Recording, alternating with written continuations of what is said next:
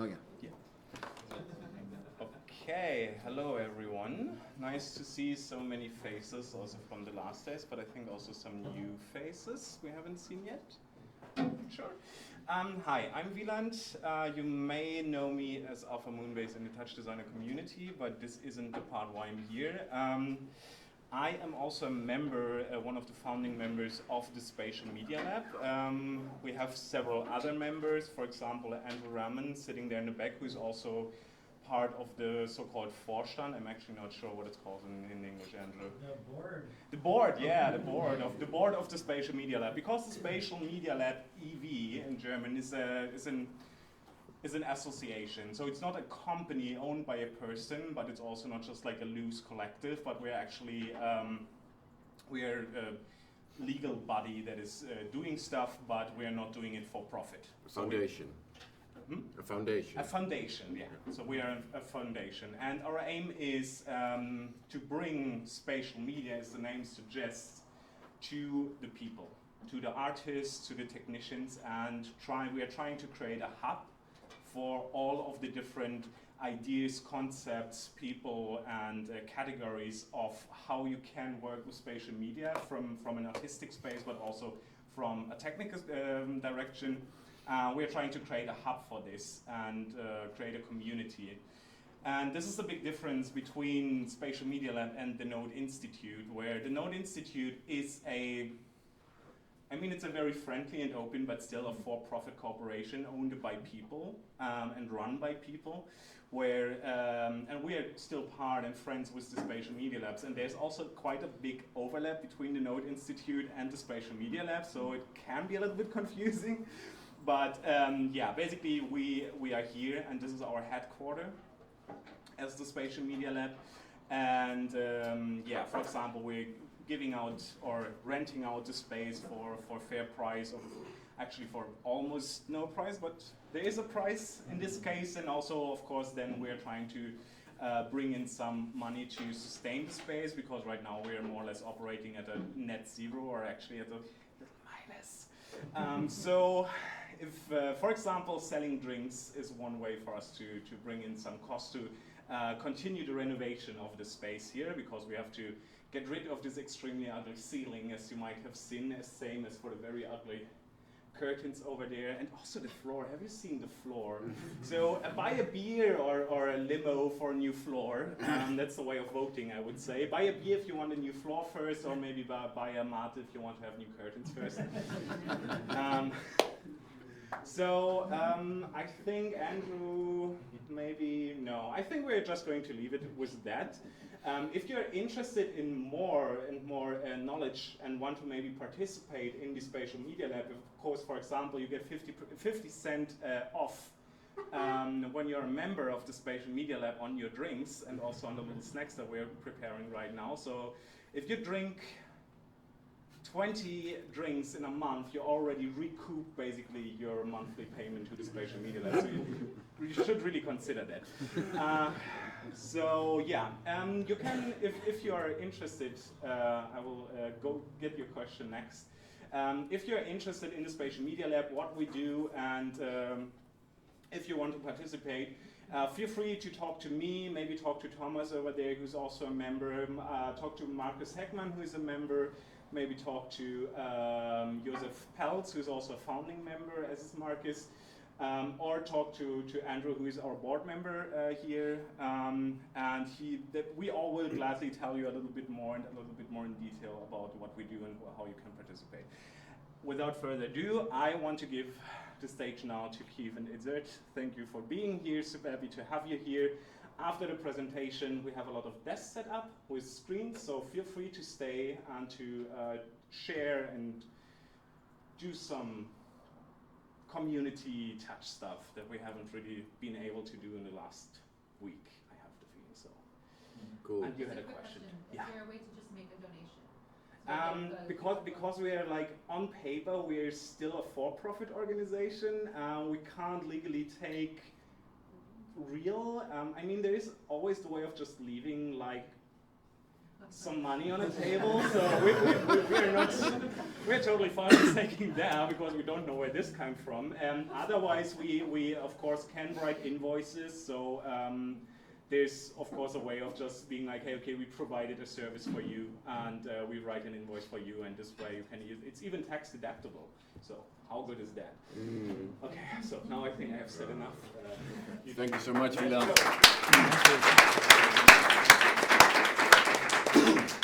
Yeah, we're very grateful for the Spatial Media Lab to have us here, because yesterday we did the release of TouchPy at the Touch Designer Conference, where I guess all of you or most of you were. It was a bit much and a deep topic to go into, and well, there wasn't any space because the conference was already fully packed, and so I'm very grateful for the whole Spatial Media Lab that they hosted us here and they said, yeah, come and be here together with you. So thank you guys, and let's dive deep into TouchPy. Hey everyone. So we figured we'd go through the basics of loading a component, accessing all the data of a component, and sending data to a component. We set things up, I've set things up a little bit different than I might for an actual project, because now that we can open a window, we don't really need a second Touch Designer project at all. Sorry, one second. Is there anybody who hasn't seen our presentation from yesterday, who doesn't really know yet what it is? 1, 2, okay, 3. Okay, well, if you didn't see the presentation, TouchPy is a library. Well, you must know what TouchPy is. So we're gonna. It's a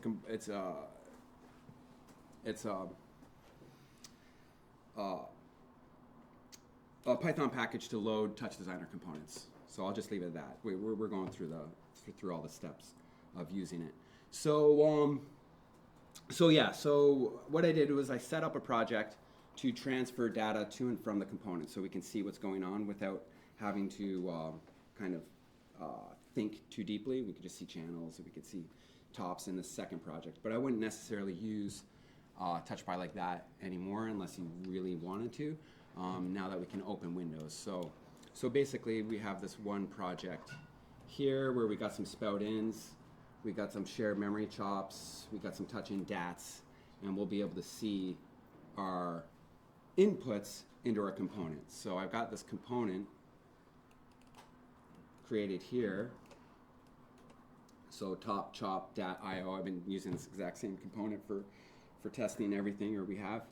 And inside this component we have a bunch of out tops, 3. So the first 2 are 8-bit. I think this one's 8-bit as well. 16-bit now, yeah. TouchPy supports 16-bit. Documentation doesn't say that, but it does now. And then this guy's 32-bit. So we just got a few things going on here just to have something. Not the greatest content on earth, but it's just for testing. Then we have some channels on this output. And these channels are actually the pars on the comp, so we can actually monitor what we're doing with the pars in the project that we're going to be sending the data to. So that's what those channels are.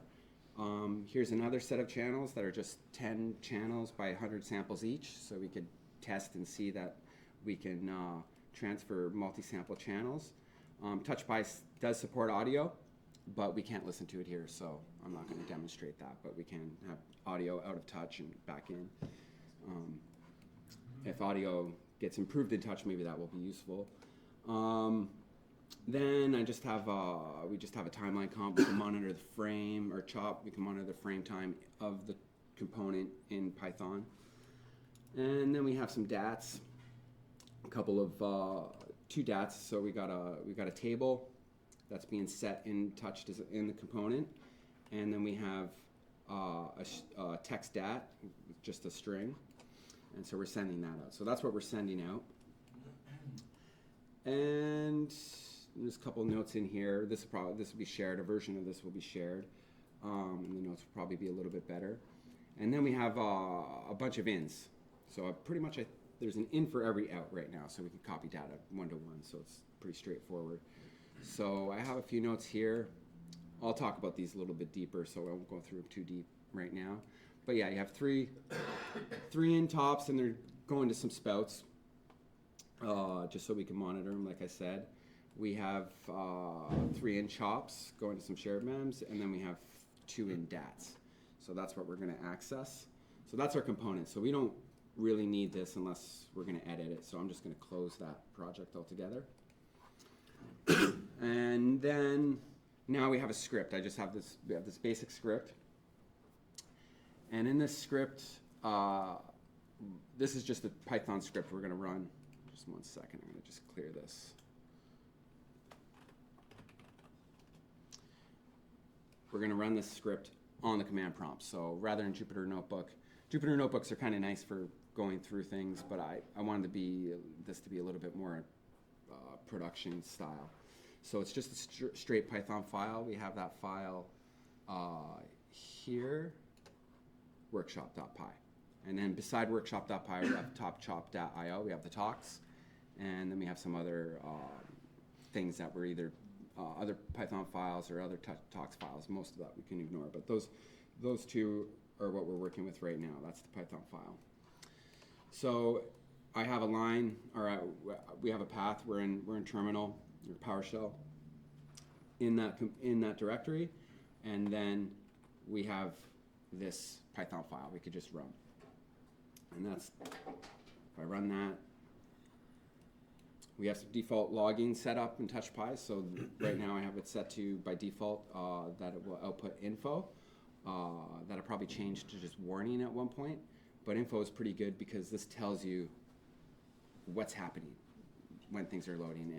If you have a problem, you could see where it stopped loading, and you could contact us and we'll try and figure it out, or you could figure it out if you made a mistake or something. But if it's on our end, then we can figure it out. So that basically, once we get to apply layout change, we know we're good. We've loaded I'll go through this quick. We created the comp. We successfully created a bunch of Vulkan stuff. Don't really need to know too much about what it is, but it's there. So yeah, right there, we've created our Vulkan instance. We've set up some CUDA stuff, and we've set up Touch Engine now. So now this is Touch Engine. So we've set up Touch Engine. We're loading the component. We're loading an instance. Touch Engine's got these things called instances. We're loading the Touch Engine instance. The instance is ready. Instance is loaded. And now this apply layout change, I'll go into that in a second because that's kind of important. So that's done. And now we can see here that what actually caused all that. We've imported NumPy and Torch. We'll use that stuff later on. I have this keyboard library just so we can have keyboard commands. And then there's another thing we'll use later. But here's the important one. Import TouchPy as TP. Just keep it short and kind of emulate the NumPy method. And we've created this class, but I'm not going to talk about the class for a second. I'm going to go down here. Here on root, we've instantiated the class, and we're calling a function and loading the class. So I'll go to the class next, but that's basically the whole thing started right here at example.runcomp. That's basically the start. So this class, so here we can see our output. So that was that component that I showed you that had that noise going out the first top. That's being sent to Spout right now. So in this class, we've got an init function. Most of this we don't really care about. So I'll talk about some of that later. But the class gets initted.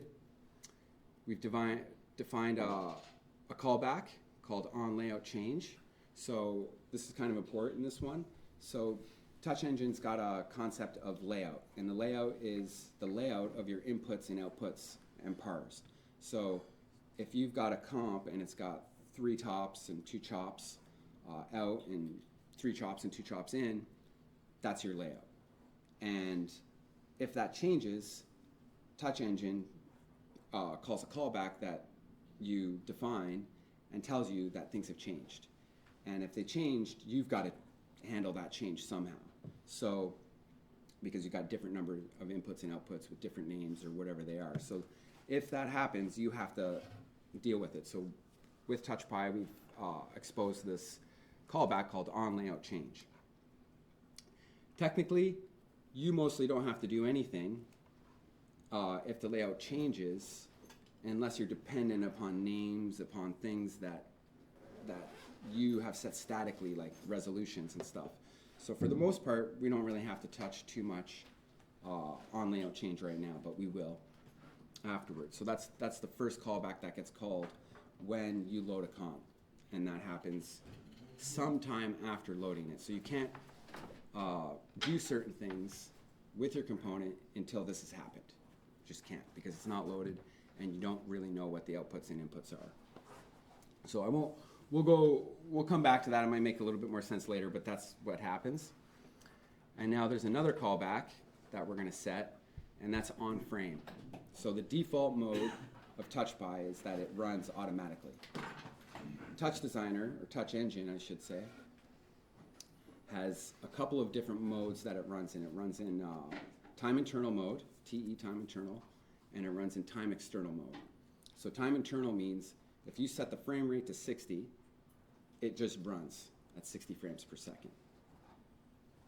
I'll just say that. There's a little bit more to it, but it just runs at 60 frames per second. If you set it to time external mode, you've got to tell Touch Design or Touch Engine to render a new frame at a certain time in the timeline, and it will return that frame sometime later. So you got to keep track of time, and you've got to keep accumulating time, and you've got to keep sending that time. So we're not going to go through that right now, but that's the two modes of Touch Designer or Touch Engine.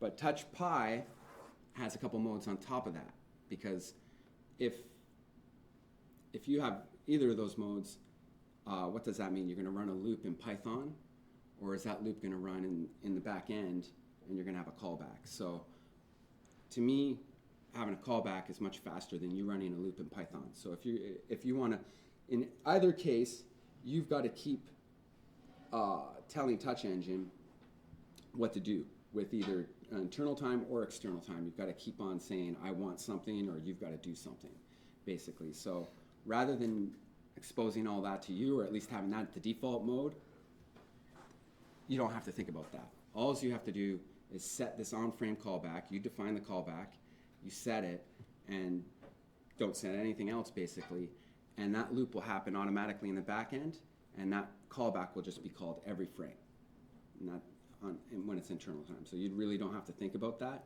But in some other use cases where you don't want the comp to run automatically, or you want to do things maybe in a different way, you can do that differently. You can have your own loop, and you could just be render frame, or return frame, depending what type of mode you're in. And so we have that. So basically, you don't really have to think too much, and some of it will be more intuitive over time, but we need that on-frame callback. Technically, if you have things really simple, you don't even have to define that.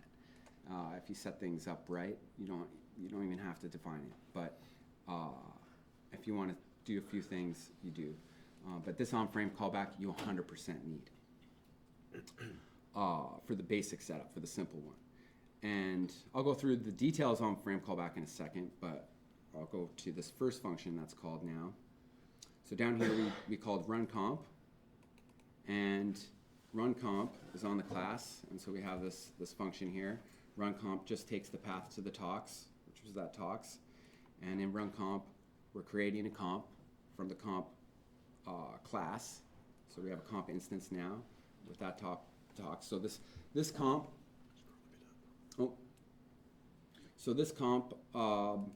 is a type. And everything you need to know about comp itself is here. So comp has members. You can think of a comp as a comp, right? But we've used upper camel case, so there's not, to differentiate between Touch Designer, it's not capital, all caps, it's capital C comp. So it's pretty much, it's similar, but it's different because it's not Touch Designer. So you got a bunch of members on comp.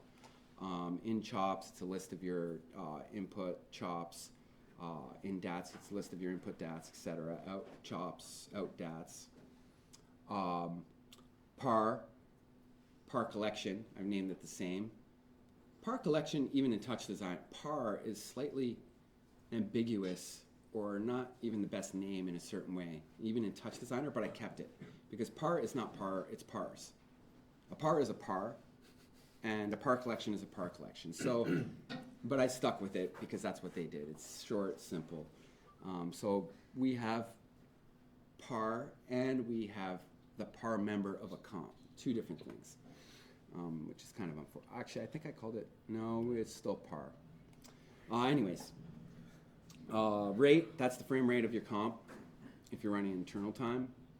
Even if you're not even if you're in external time, you still have a frame rate. This is a mistake in the documentation, so please ignore that one. And then, so we have on-frame callback, clear on-frame callback. If you're in a Jupyter notebook, you can set an on-frame callback, you can clear it, and you can set another one. Jupyter notebooks are a little dangerous. They're not certain things that run perfectly in the terminal with the async. Still don't run perfectly in Jupyter notebooks. I don't trust them 100%, but they're pretty nice to be working with. But you can get crashes and you have to restart the kernel. And I've tried really hard not to happen, but it does. I won't talk about CUDA stream too much. Frame did finish, I'll talk about that in a bit. Load tox, you can change, once you've made a comp, we're not going to do it here, but you can change toxes. So you can switch tox files on the fly. Could be dangerous if you don't deal with layout change, because if your other tox has different inputs and outputs, and you're reading those and you're statically reading them by names or whatever, you're going to probably crash. So that being said, load tox is much faster than creating a new comp. If you create a new comp, it takes about 10 seconds for Touch Engine to load a new instance. If you create a new comp and switch toxes, it's as fast as loading tox in Touch Designer. So that's pretty fast. Set on frame callback, you have to set the callback. It's not quite like, well, some people using different tools would know what that means, but in Touch Designer, they provide your callbacks for you, so you don't have to set them. But here we have to set the callback. You create the callback, and then you have to set it. And so both those callbacks get set. We have a start function. I won't talk about start next frame right now because that's for like a manual mode. We're only going to use auto. So a start, start. Skip it. Start starts the component. You do need start. Start, it doesn't matter actually if it's auto mode or not. You've got to start the whole process happening. So once you've loaded, you've got to start the function. We'll go through that in a second. Before you quit, a lot of libraries, Python libraries, don't output the full output when you exit a script. And a lot of things might leak, and you would never know it. So the library we use for TouchPy, NanoBind, for the Python bindings, the developer, he made it so it outputs everything. So if you leak memory, you're going to see it. So if you load a component in global scope and you don't do anything when you go out of that scope, you're going to get a memory leak. Because Touch Designer, two reasons. Well, the basic reason is Touch Engine takes a while to unload, and Python doesn't wait properly. I wait, but it can still get a memory leak. So if you're going to, once you close everything down, you should stop. Before you close everything down, when you want to close everything down, you should stop Touch Engine, and then you should unload it. It's the right way to unload and clear everything yourself. It's a lot of Python you don't have to think about it. A lot of Python you might, maybe other people should have thought about it, and you don't even see it. But in this case, you would see it. You'll see a memory leak in the global scope. In a class, it doesn't matter. I don't even have to hit stop in a class, but I still unload anyways, just in case. Yeah, so that's the comp. So right here we'll go back. So we're calling run comp. We're creating a new comp.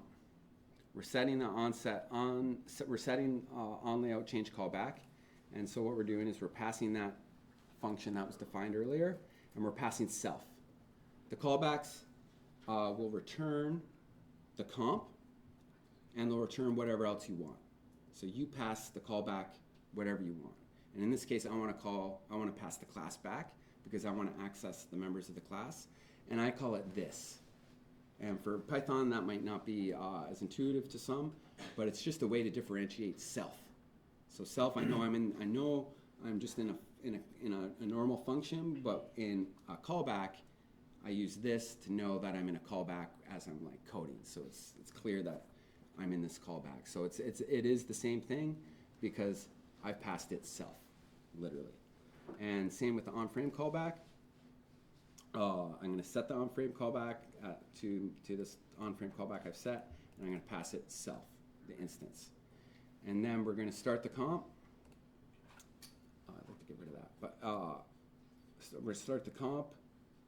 And, I kept that comment in there. It shouldn't have been so long. I had another one. We can set some flags in there. There's a number of flags we can do to, here's our flags right here, sorry. This is the default setup right there, but we're going to start the comp in the mode that we set there. And this is the default setting. And then we're going to unload the comp. This blocks indefinitely until we somehow quit, and then we'll unload it when we quit the loop. So once we're no longer running and we somehow stop the comp, sorry, I went too far. We somehow stop the comp, this will resolve and we can unload and we're done. And then this is no longer blocking and we're out of the script, and that's it. So it might take a second for that to sink in, but that's if we had a while loop, it would be a little more intuitive. You think of this start as a while loop. You're starting a while loop, and while true, we're just looping and looping and looping, so that start function is never going to return until we're no longer true. And here, we're setting false, and now the loop is over, and that function returns. So that's right here, you want to set everything up all the way until you hit start, and then after that, nothing's going to happen until you're no longer going forward. So you do all your setup in your init, and you do all your changes depending what kind of changes in your callbacks. And if you can use something like, I haven't tested myself, async IO, but this it should, and if it doesn't, we'll fix it, work with async IO, so you could be doing all kinds of concurrent things and calling blocking functions, and in your normal kind of Touch Designer, Python concurrent kind of methods or whatever. So that's what happens there. And it might take a second in this workshop. You might be like wondering or like, I don't understand what that means. But if you load these examples and you run it, it'll sink in after a couple times. It's just like, okay, this is what's happening. Or we'll do some more shorter tutorials and break it down a little more clearly. But maybe I'll stop right there if you have any questions, because it's quite a bit. Yes, because so if you want to integrate it with something that has its own event loop, like a GUI system, or you're going to do it because if the start is blocking there, you're going to block all the event loop of the GUI, and so there is no way to... Well, you'd have to have two callbacks, okay. And they would both have to be somehow accessing some data that they both have access to. Okay. So maybe you would have, you would inherit from two classes, right? Here, you would inherit from two, you'd have some object that somehow either had data members to both your utilities, and like this being one of them, and one of those data members is your comp and the other one is your GUI, and then you pass that itself to this, and then you would have access to both and both. Yeah. And there you use a static method, and you pass this. You cannot use a normal method that gets itself automatically. Yeah, I said it. I made that on purpose because if you want to pass a callback in the global scope that doesn't have self, then you don't have to. Yeah. Then I don't have to have two functions. Nobody has to have two APIs. It's just simple. So static method, yeah. So you do need to use static method for your callbacks. So you don't pass self to the callback automatically, which would have. Well, technically, it's not that you don't pass it. We don't. The component doesn't need to pass the object back to you, right? And you have to do that manually. You have to say if you want it back. So it just made it less cumbersome to have two things. Yeah. relate to what you showed yesterday? Yesterday we basically we just basically ran this exact same thing almost, pretty much, but this has just got a little bit more things that I didn't really show yesterday. So it's pretty much identical to what I showed yesterday. With less, yesterday was less lines. I could open up yesterday's thing. I just remember you were running it in a notebook, and then it couldn't have been blocking in the notebook. Oh yeah, okay. So so you have a whole nother method too. Yeah. So here, let's go here. Where's our so comp flags. So yeah, so if you really, so you need to know this. So we have these flags, and these flags are the root flags, and these ones combine things to make it easier. So right now, we're loading internal time auto. So what that means is Touch Designer is running internal time, and TouchPy is automatically calling the frame for you. And so that's basically... It's the default, right? It's the default, and that's these two flags combined. Auto update and internal time. So this is just a short form for setting the flag auto update and internal time. So yesterday, I set the mode to be internal time async. And what that means is we're still running touch in internal time, but we're running TouchPy in asynchronous mode. So yeah, there's another solution. There's multiple paths here. So in this mode now, yeah, start doesn't block at all, right? And now we're running another thread. That while loop is running now in a separate thread, and it's just running. It's calling the callback when it needs to, and you can do whatever. So yeah, that's a whole different way of doing things, right? So yeah, you can go both ways. Asynchronous mode is pretty solid, like is 100% solid in the command prompt. In Jupyter Notebook, there's more threads going on, and I haven't been able to figure out exactly why, but there's if you go and inspect a Jupyter Notebook, there's like 15 threads going on at the same time. So it's not been as easy to deal with that. But as far as I can tell, I've done everything right in my own program, or in our own program. So everything's solid as far as synchronizing and blocking and locking all our data types. So yeah, you have those two. If you But if you show the Jupyter Notebook, you can see that we did the same, but then it was just in cells and then loaded. Yeah, where's that Jupyter Notebook?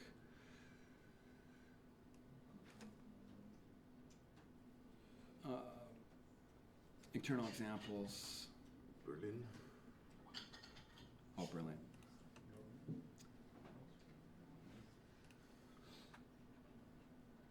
So we got this guy here.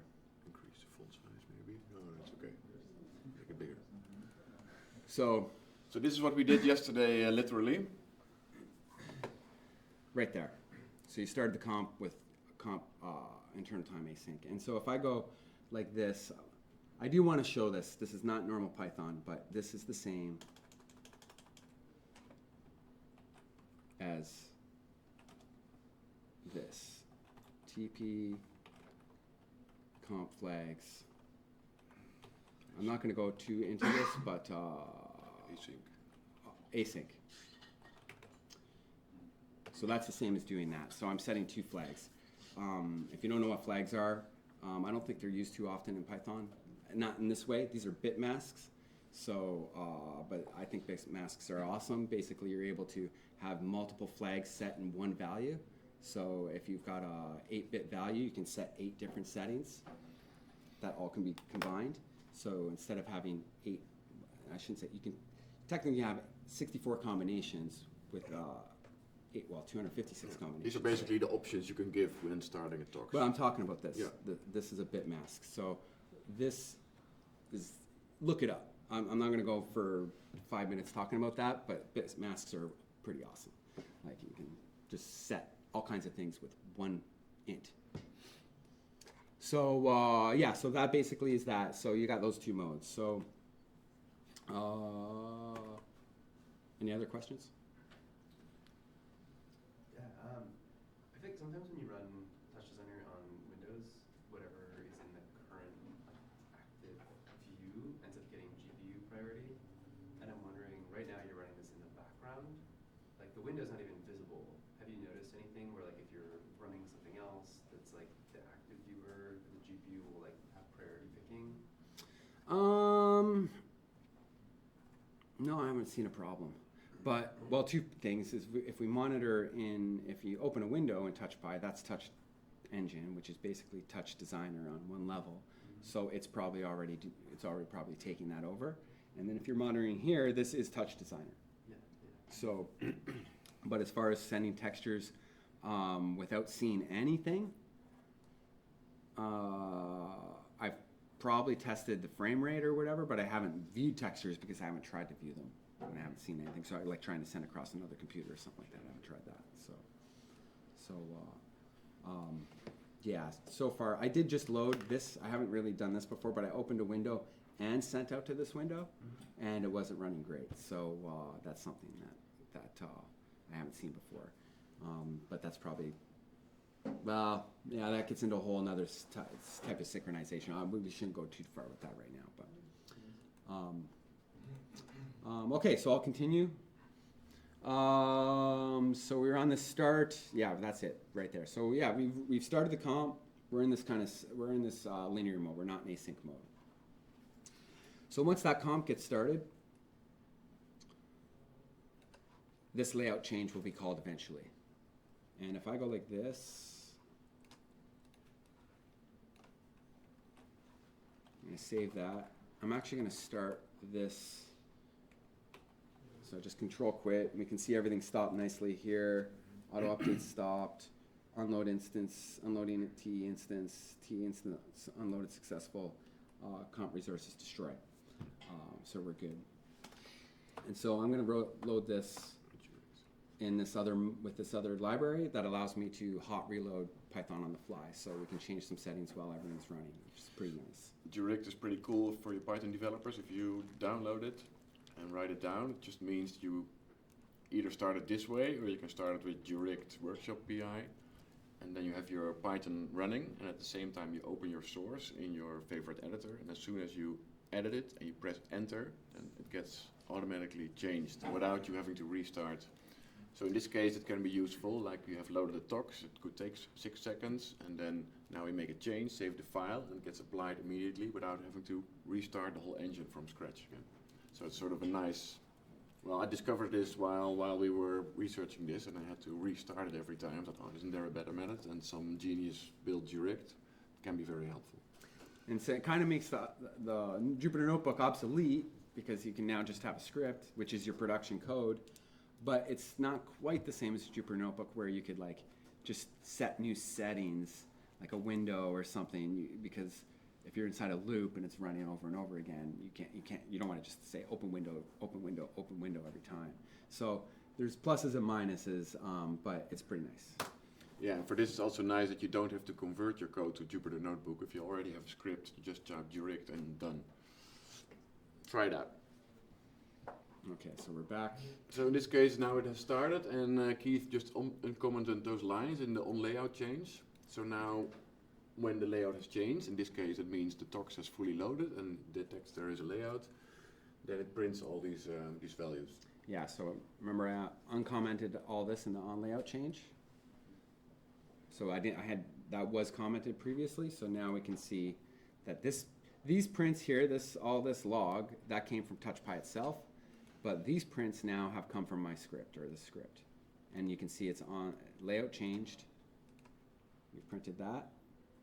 And this is a list of, we have our actual in-top names, or top in. I've called them top in, but they're in tops. We can see all the names of all our ins and outs. To the right. A bit to the right, you can see those and this at the same time. Oh yeah, there we go. So you can see. So that's what we printed and that's what we got out. So, and then here we can see all our pars. It's pretty useful too. And that's probably something you want to do. When you access in chops and tops and dats, you can access them by index and you can access them by name. Same as Yeah, well, it's same but different than touch. But when you say input 0, it's pretty similar to that as Touch Designer. Pars you access by name. You don't really access them by order. It doesn't really make sense, or it's kind of confusing. But yeah, so we've printed that in our on layout. So that got called once because we've only loaded the comp and we're not changing anything. If we're able to edit the network, this on layout change is going to be huge. So if you make a new operator, or new out operator, your layout will change, like the instant you do it, kind of thing. And then if you change the order of your out operators, if you don't use the order preference, or if it's all set to 0 on your out tops or out operators, if they're all set to 0, the order will be, is it alphanumeric or is it? So It's consistent with touch in either way. I don't want to say which one it is because I can't remember. But it's consistent with touch. So your order is the exact same order that you put them in. I think it's by node Y. I think it's by node Y. Yeah, it is. It's by node. yeah, but we're really hoping that derivative applies the method where you can edit the tox and then go back in. So then every time this will be called, and you can handle your new edit, your extra out tops you added, your extra in jobs, and then so that could be useful. So yeah, so we call that on-frame callback. We've got all these chops and chops accessible to us now, and we've got all these pars. TouchPy called the on-layout change callback. And now this on-frame callback is getting called every 60th of a second. Every frame it's getting called. And so that's getting called. So what that means is, and this one's kind of important now, so I just got this little check right here with that keyboard thing. So if I hit Control Q, I can quit. So this is kind of unimportant, but it's kind of nice. So I can stop the comp from that loop. And here, so this on-frame callback is kind of important. So, or this information. So what happens is, and we don't really think about this in touch. We just set parameters and we just like do things. And it's this frame or it's that frame. We don't really care or think. It's just change things and that frame happens. But when you set a value in touch, the moment you set that value, you're not looking at the frame you're setting. You're looking at the previous frame. You can't set the value of the frame you're looking at because it's already rendered. It's already on the screen. And it's probably a frame or two back because there's a whole another couple steps of a frame of different buffers of it getting to the screen. So, but as far as touch it, the rendering of touch is concerned, the frame that's been rendered, which is the one that is just the only type of frame you could look at, you can't view a half-rendered frame, is the one you're looking, the frame that's been rendered, and you set the value, you are not setting the value for that frame, you're setting the value for the next frame to be rendered. So you have to think about that when you're in code because you're kind of in control of this somewhat. So with TouchPy and Touch Engine, and it even gets a little more complicated than that, but I won't talk about it too much. But Touch Engine is going to return a rendered frame to you. It's going to be done. And so this on-frame callback gets called when the rendered frame is done. And that gives you access to all the outputs because they're rendered. And so here, anything you're going to get from touch besides pars are a little different, but any of the types of output chops, DATs, any of the types of outputs, pars are technically inputs, but any of the types of outputs in touch, you've got to read those outputs when the frame is finished and before you start the next frame, because you don't want to be overwriting what you've read.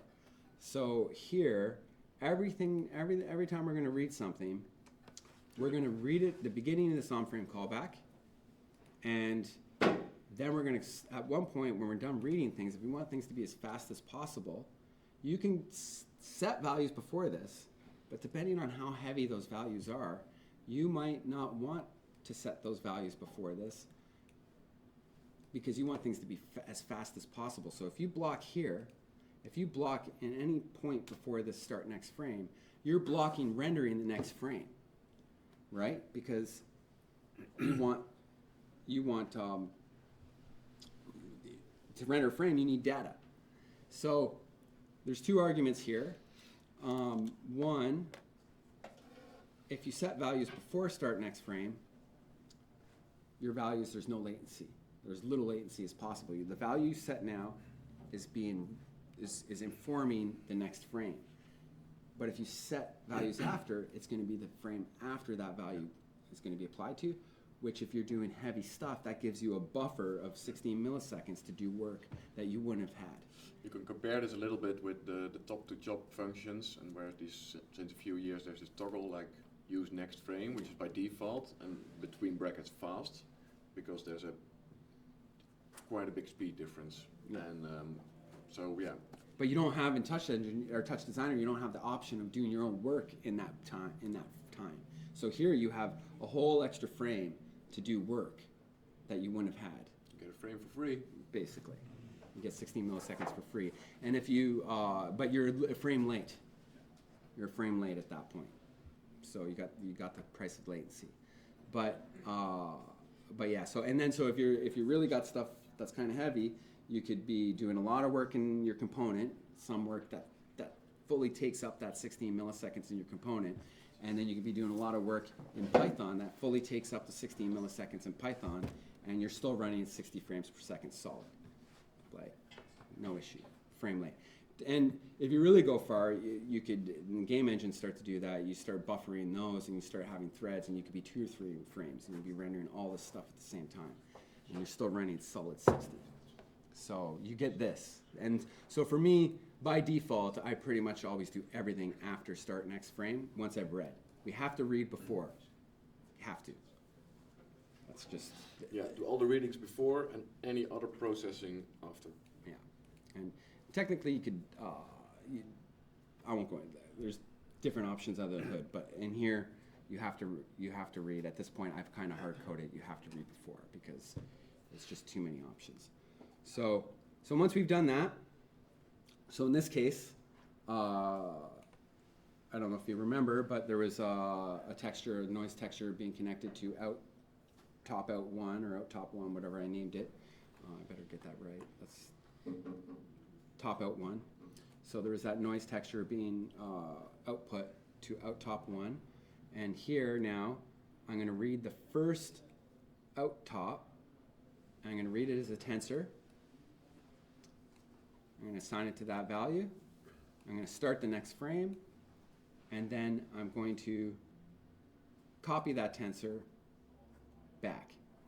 And technically, I should have put clone here, but we're kind of almost doing nothing right now. There's basically not even a copy happening here because the way tensors work, this is just a reference back. So technically, almost nothing's happening right now. Yeah, so real quickly, for people who don't know it yet, a tensor is a data format, maybe famous by PyTorch and all the other stuff. So we get a texture from Touch Designer, but stensor is a method from TouchPy where you can get it as a tensor format for ready to be processed in Python as a tensor format without having to do any conversion yourself. Yeah, and then, so yeah, technically if I want to make a copy here, I'd go .clone. And now we're actually making a copy in Python, and it's being copied. If I go like this, and Jervig's working properly, I could say tensor equals tensor times 0.2. And because it's RGB, we get all this crazy stuff because you can't, I mean, it's 8-bit, we can't properly multiply. I should have made, here, I'm going to do something different. Just 1 second. Let's go to that 16-bit one. One. Yeah, 1. Our number 2 is actually 32, so we'll just go to that. So now this is a 32-bit texture, and this is what you'd be used to. And there's something you're going to have to learn or know in Python. So yeah, I multiplied even the alpha channel by 0.2 there because you can do math on tensors, right? Just you can't do times equals. PyTorch doesn't support that, but you can do tensor times 0.2. So now that's the output. That's that texture being multiplied by 2. And that's a copy now.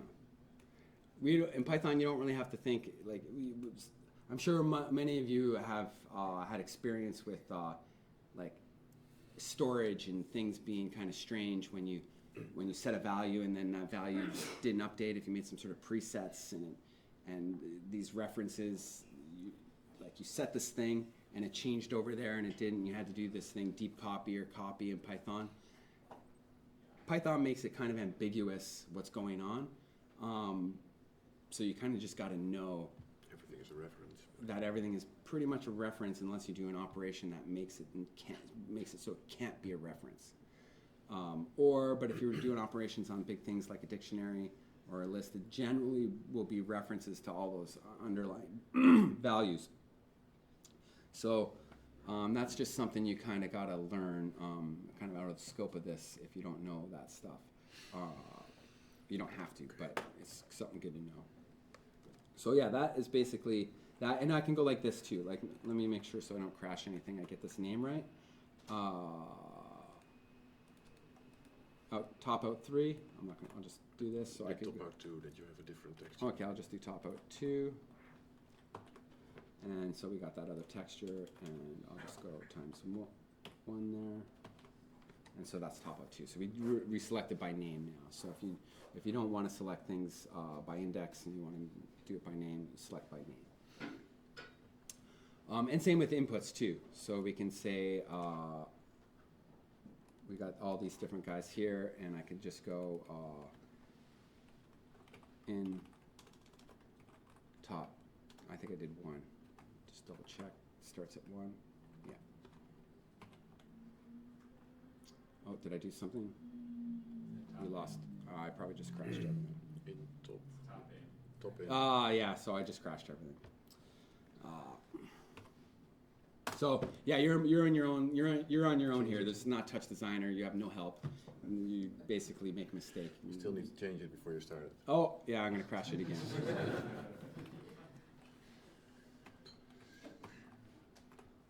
But yeah, so that's basically another price you're gonna pay for not using Touch. Is that you've got to do things. Well, you crash an extension, your stuff's not going to work. You're on the right? metal. But you didn't crash your program. In this case, well, if you put an exception in here, you wrap this in, you throw an exception, you can handle this. Most things you can handle. If you can't, well, there's still potentially work to do in throwing exceptions, and error handling. I think most things are covered, but some things might not, and you should be able to tell here. Yeah, stuff will be smoothed out more and documented more, and Yeah. with some nicer error handling, and so expect some improvements in that in the coming months. Yeah, so we can see attribute error. We return our exception was an attribute error, and none type attribute has. So I could have handled that. Shall we go to some operators? Can I ask you? Yep, yeah, let's go to some questions. Question. What's happening here is you open a touch engine, which is then communicating to your touch designer instance. I did that, yeah, for demonstration purposes. Yeah, we did that. Just Yeah. to keep it, And keep it a little bit simpler. It makes things a little more complicated. It also makes them simpler. But yes, yeah. Because it looked like kind of you were interacting with the touch designer instance, but of course that's not what you're doing. Yeah, so in this case we made it really simple talks, which has some textures, and then send them to outtops. And here in Python we read those outtops, do something with it, and then we send them to the intops of that talks. And then we added some spouts, and now we use Touch Designer just as a monitor for you guys to sort of see what the result is. But you could also skip the whole Touch Designer part and have only your talks, and then. And how would you open a window from this kind of setup? I'm going to do it right now. So now I've closed down the receiver because I saw there was some frame issues. I think if I minimized the receiver toe, it would have been fine. I think it was a screen issue, but just in case. So now Touch Designer is closed, and we're going to start up our file, which loads our talks. And on layout change, it should print something and open a window. Yeah, it's going to probably open it. Oh, yeah, it's one. It opened on my main window, unfortunately. Let me edit the talks quick. I'm gonna do. This window is inside of the talks. Yeah, here we'll go back to the talks so it's all clear. Yeah, show that. Here I'm gonna open it here so you guys can see. So example comps. Isn't it that one? No, Oh, sorry, no, I yeah, have a yeah. saving routine in here. It keeps opening on my main window, which is over here, but I'll drag it over. So this is our This is the talks that gets loaded. talks that gets loaded, and that's the name of it. It's externalized. See it there, top save there, and we got all those ins and outs. But up here, got some windowing stuff, and on this window comp, I'm going to set it to Secondary monitor. specify monitor. Yeah, and I'm going to hit save. So I'm saved that talks. I just have a talk saver there, and There's a bar here somewhere to open it. and right now, yeah, we can see here. So we have these custom parameters on our comp. So we have a few things. I have this thing where we can change what we're monitoring. And then I have a toggle that opens the window. And I have some other things. And I don't know how much is hooked up to what here. Just 1 second. I just want to check this. Did you set an expression on the window component so that it opens up? No, there's a bit of an issue with expressions on components. The touch engine, and I almost don't want to flag it as an issue because, like a problem, because it does make things a lot easier and a lot more concise, clear. But pars that get updated from the par itself do not inform touch engine. So, and similarly, like putting expressions on windows. Oh, and on top of that, yeah, if you couldn't do that, you have to wait to the on layout callback no matter what. Or I just meant like, it looked like you had a little expression on the window operator above, or inside the component, but up a little bit. So like, open it? Yeah. Yeah. Do you So- need that so that when you run that expression in Python, it will view it, or will it just open up on it? No, Yeah. what we do in Python is we call the parameter on top, and then we toggle You set. that. Yeah, I So paused if the you- parameter. So if you go to your Yeah. script, then so here it says comp par open window. So that's the custom parameter we created on top of our talks. There we change the toggle, and so in the window comp inside we say when a toggle gets changed, open it up. In the one I did here, presentation, in this one, I bound or referenced pulse parameter on the component, and we have pulse in TouchPy, so you can pulse a pulse.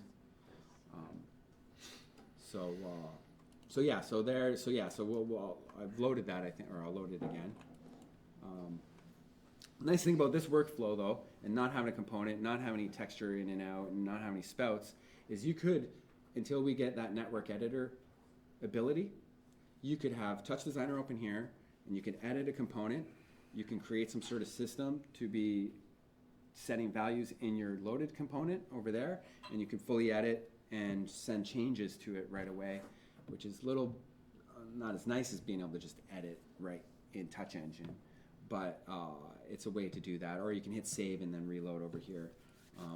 But right now we can't do that because we have all this spout stuff going on and shared mem, and you can't be reading two shared memories of the same name. So But there is this nice hack in the OP snippets. I think it's with the TCP dot, where you have a comp or tox, and there's a sort of example. If you click it, there's a new comp gets created, and all the comp is saved as bytes and sent over, I think via touch out dot, and then a new comp gets created and loaded. So that same approach could you also use here, where you are in Touch Designer, and if that's something we don't have provided yet, but you could use that same example, implement it here, so you work in Touch Designer and press go, and then the tox gets fast reloaded in your in TouchPy. Until we have the network editor, which I just keep pushing for. Which operator is that? I think I'll look it up, because I think I made it myself one day.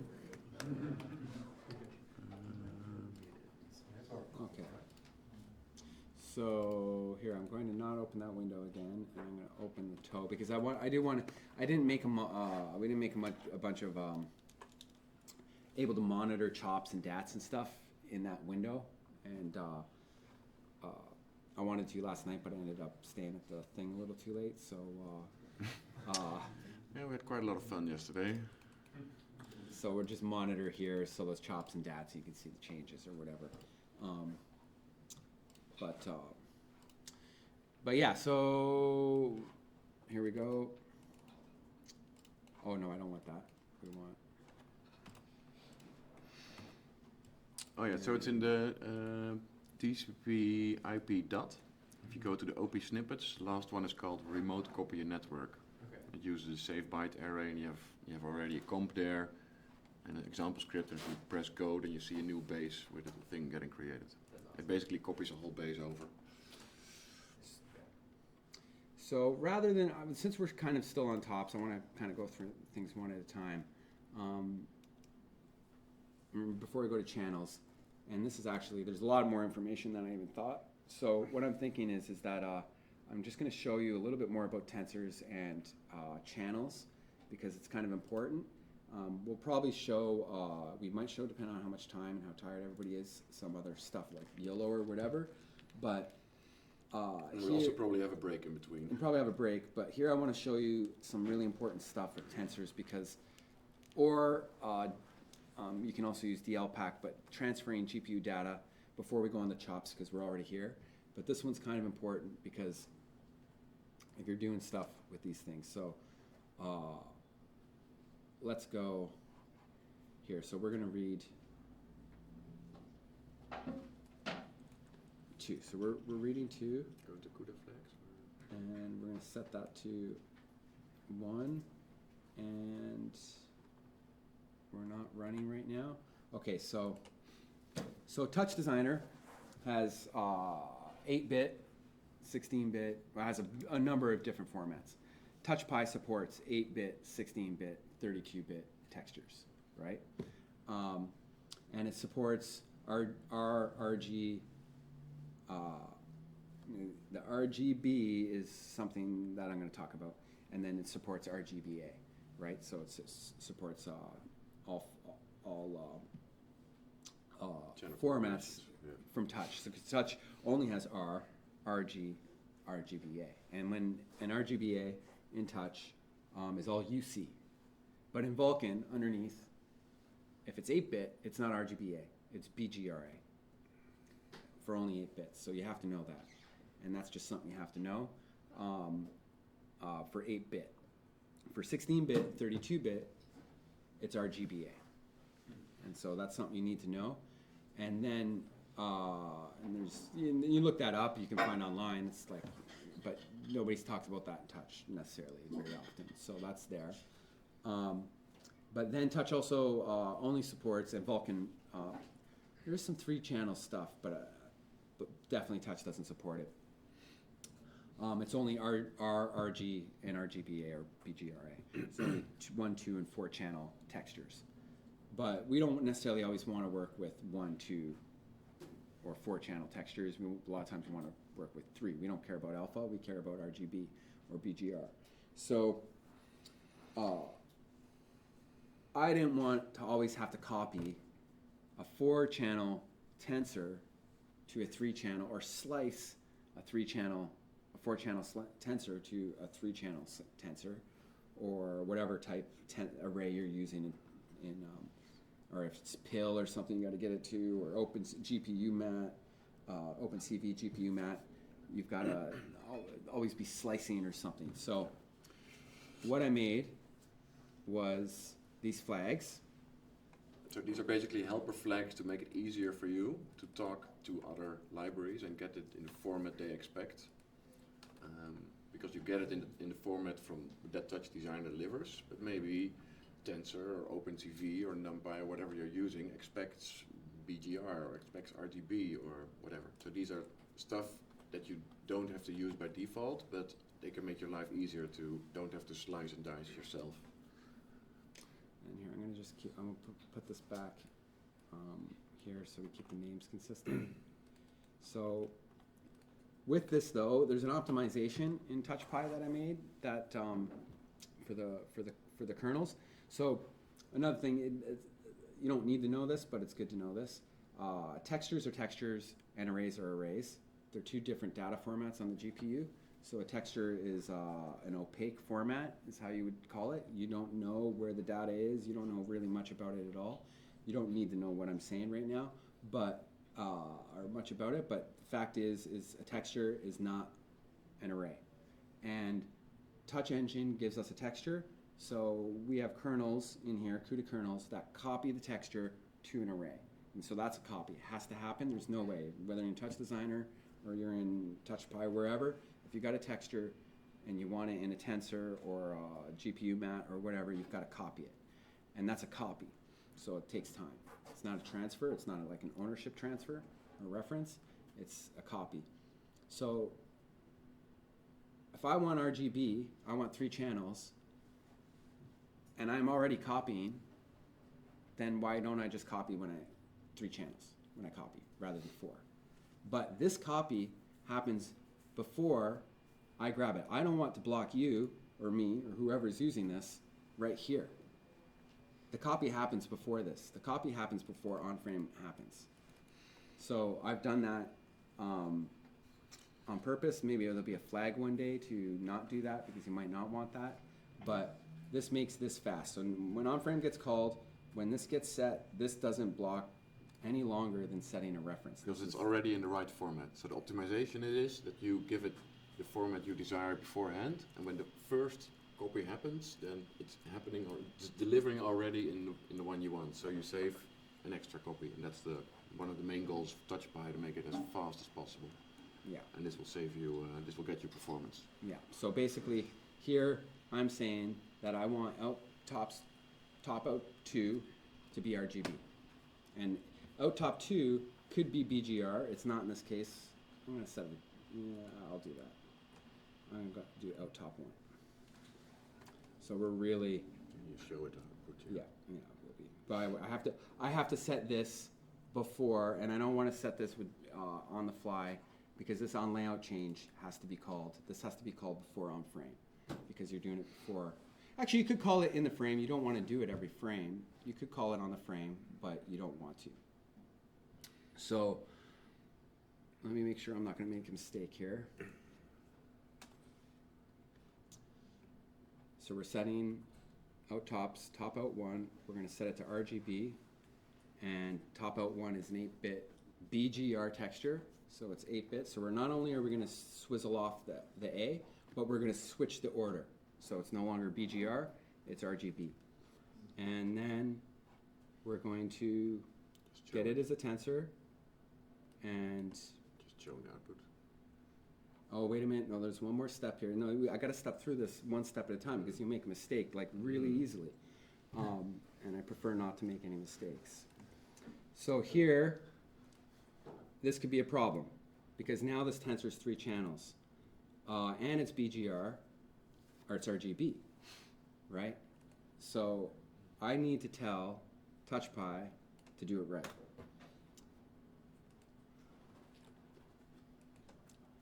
So now we're going to copy that tensor that is RGB. It's 8-bit. It already knows it's 8-bit. And we're going to tell it to copy that tensor back to an BGRA texture, because that's all you're allowed. That's all you have in Touch Designer. Yeah. So we do that, and if I didn't make any mistakes, there won't be a problem.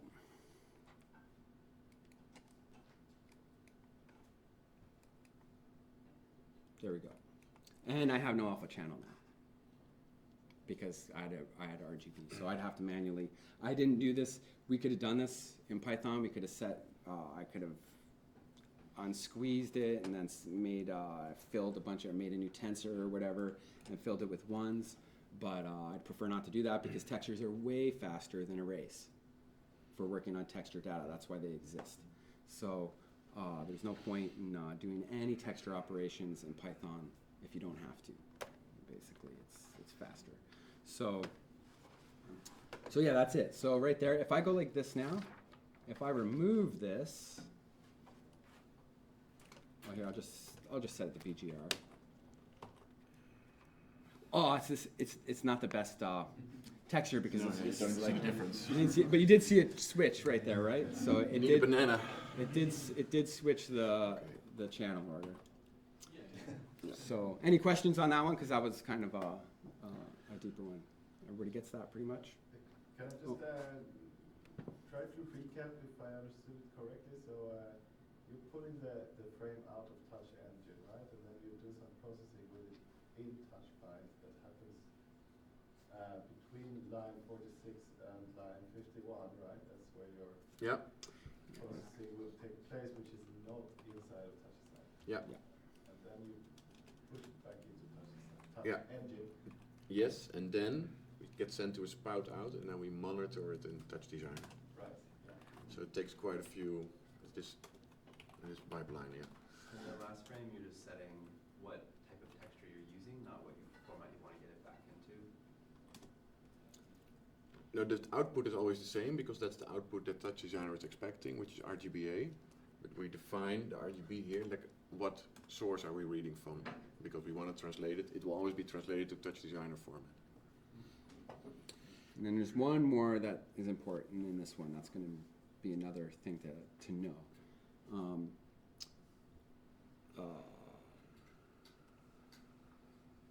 I thought there was another thing on top of that, but no.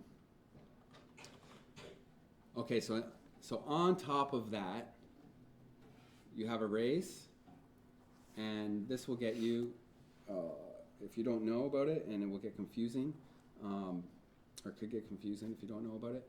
So on top of that, I won't go too deep into byte orders and strides, but we've handled that pretty easily for you. So, but different things use different things, and that's just what happens. So if you were to copy a texture, and the texture is stored in memory, if you just copy it over just like it is, stored in memory, as you grab it in the kernel, you have RGBA, and when you store it in memory, it's going to be RGBA, RGBA, RGBA. Like it's going to be a line of They'll be next together in memory. yeah. I've forgotten the word for whatever reason, even though it's embedded in my head. But interleaved. So the data is interleaved. It's RGBA, RGBA, RGBA. Typically, tensors are not RGBA, RGBA, RGBA. They are R until the whole frame is done, and then it's G, G, G, G, G until the whole frame is done, B, B, B, B, B until the whole frame is done. But then a CUDA-mat, OpenCV CUDA-mat is RGBA, RGBA, RGBA.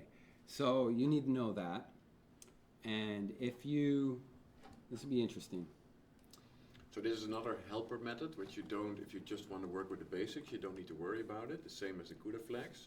But if you're working with other libraries, they expect it in a certain channel format, then you don't have to do all these complicated stripes, permutes, stuff themselves, because we discovered that while implementing other libraries. Like, oh, let's work with OpenCV, no, we work with Python, and oh, wow, it's quite a work actually to convert the width to height channels, and then I did that for a week, and it got me like, Keith, can we please get a helper method, because everybody will encounter this when implementing other libraries. So now you have the CUDA flags, and you can tell it, I want it in this or that format, and it will save you quite a bit of time when implementing an AI library or work with OpenCV or work with PyTorch.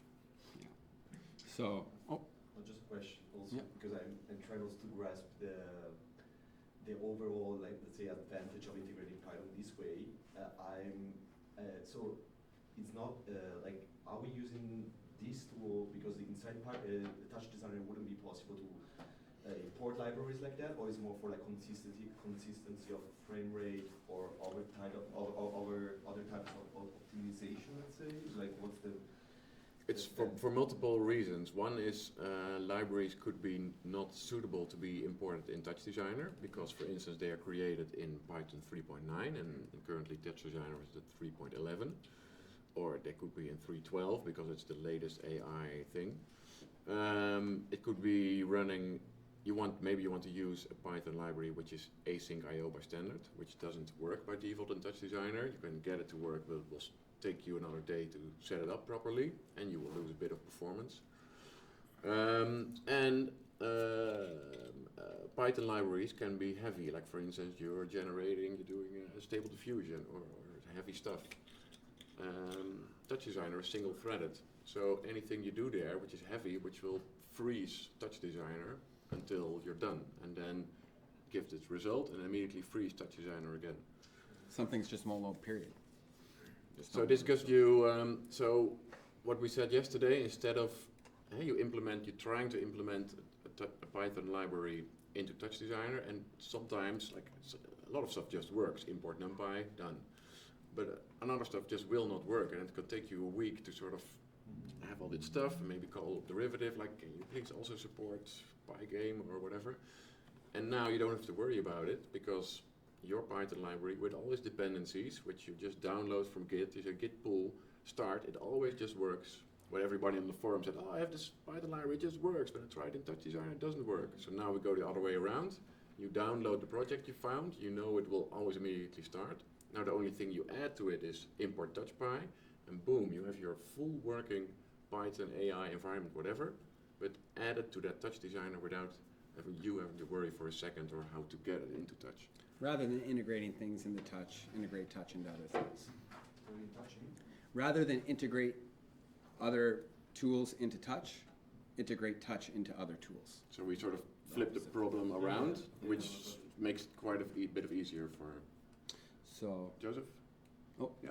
Right now you're setting the CUDA flags on a per top basis. Yeah. Can you basically set it like more globally? Say I want to send 65 frames a second to OpenCV from different sources. Do I have to do this conversion for every top themselves, like set this flag all at this of moment. Currently it's still per top, Yeah. but that's also because so far in the examples we built, they only had like 3 out tops we used, Makes sense. and then usually it was the same for everything. But I can imagine in the future, if there's a lot of desire, it could be like one general thing for all. Okay. Yeah. Currently it's still per top. I might have actually already implemented it. Maybe it's in there, maybe it's not. Yeah, I think. Check the documentation, which is yeah, auto-generated. I think Simon. comp flags. Yeah, and maybe you'll cover this in the next portion, but like for something that's heavy like stable diffusion, when you're like let's say you're reading back the tensor, but it takes more than a few frames to actually calculate it. Like, does that just stay the same, that data that you're copying in, or do you have to handle it differently if, say, you're Well, in time internal mode, there's a little bit of something that kind of, no. And it doesn't really tell you in Touch Engine documentation unless you talk to Tom in person or whatever. So in time internal mode, Touch Engine's running, or the component's running at 60 frames per second, and it's outputting video, or like it's doing its thing at 60 frames per second. The functions that get called to Touch Engine, they're not actually driving it, they're just telling it to provide you a frame when it's available. So if you block here after, this has to be after. If you block after start next frame, like I made a mistake earlier, I did this times tensor before it, should have been after for speed. But if you block after, this will tell Touch Engine to provide you the next frame next, as soon as possible. And you could block here for a while, and technically you'll just miss frames. That's it. You'll just miss frames of Touch Engine returning frames to you. If you have to block, then you got to switch modes. If you don't want that to happen, then you'd have to switch to either external time or another flag, which I don't think I've exposed yet. Yeah, no, I did. You have to set it to real time, which is kind of opposite because they kind of made the documentation not as clear, but this allows you to. Yeah, it actually this name is slightly wrong, but if you set this currently real time, but I'm gonna have to rename that because it's not quite right. If you set this, this will be where touch won't be continuous. That should be no real time. This should be basically opposite that flag, and that will do time internal mode where it's all automatic, but it will stall until you unblock and call it again. So it's So you could do something where, you know, if you don't care if it's being blocked, if like something is a little slower than 60, but you're piping it out to another touch instance to process it, then you might be okay with it blocking. But if you needed to process it in your talks, you might need to make sure that it's, you know, not blocking what's happening. yeah, Okay. yeah, and basically you have to deal with that. So yeah, things are taking. We don't want to bore everybody. So we want to get as much done as possible. But this HWC flag is important. I just want to say one more thing about it. Default for tensors for most tools is CHW. It stands for channel width and height. Channel height width. It Yeah. depends what order. Yeah. Channel height width. Well, it's also HW. So channel height width. It's tensors. CUDA mats. Most of the time when you see things in NumPy arrays and they're dealing with PIL images, those are a lot of times HWC. And that is touch's format. HWC is interleaved. CHW is planar. That's R, G, B, B, B, B. So if you, technically a lot of times Touch Designer or TouchPy will crash if you get things wrong now. But I also automatically set things on input, so you don't need to even set it on an input. But We will add this to the documentation as well and explain a bit better, like PyTorch uses this format, OpenCV uses that format, Touch Designer has this. So if you want to convert from Touch to PyTensor, use this flag, and then it will be a bit more clear. Yeah, so basically though, you don't have to set it on your inputs, you have to specify it for your outputs coming from Touch, because the tensors can't handle it. The other applications can't handle it or won't know what to do with it. So you have to deal with it. So that's just something you need to know if you're going to do that stuff. I'm going to flip that back, and well, I don't want to change that callback while we're running. I'm going to quit, and I'm just going to get rid of that. And so we're just back to float or full RGBA. So yeah, that's pretty much end-to-end on tops.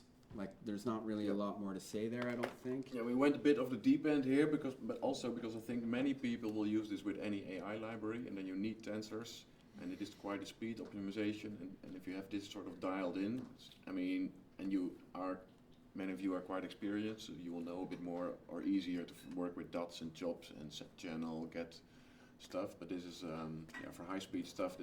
I think tops will be quite important to work with PyTorch and YOLO, stuff like that. DL, yeah. Yeah, so Okay. we kind of went the opposite way. I went with the deeper stuff first. And Yeah. which We might lost some work. people, but still have a So, good core. so now, How's everybody doing in terms of condition? Do you need a break, some oxygen, or sort of happy-ish?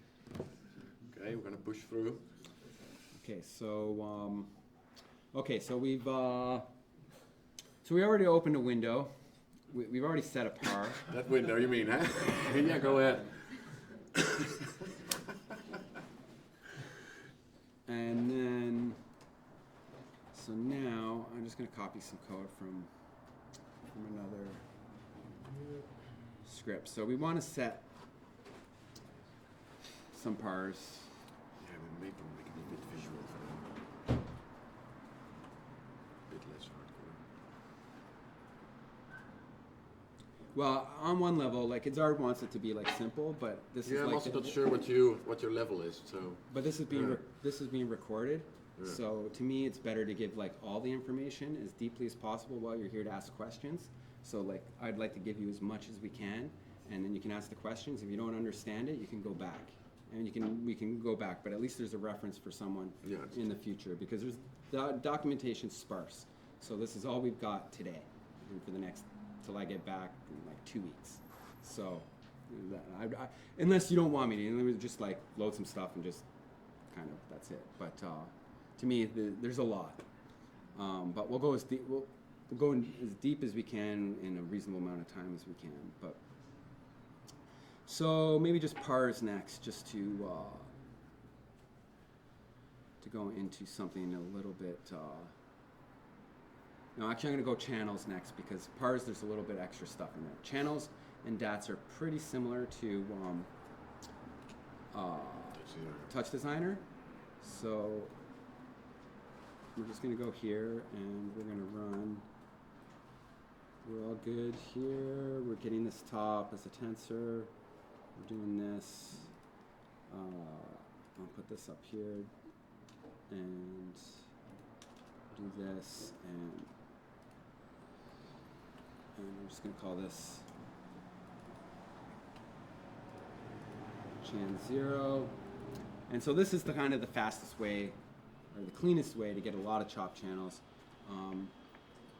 There's a channels type, but this is a little bit easier maybe to just get to download to begin with.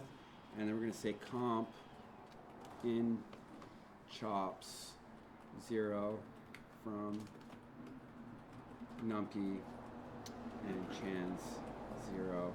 And I'm going to do it anyways. Names 0 equals comp dot out chops. So the comp is the tox we have loaded, and then out chops gives you a list of all the out chops. In this case, we take the first one, number 0, and then as numpy is the method which will return the chop as a numpy array. The one below, it says name 0. We still have our comp. Give me a list of all the out chops. Still, and then you can get your chops as names, which gives you all the channel names. Yeah, it's channel names. Just want to make sure I didn't mess that up. And then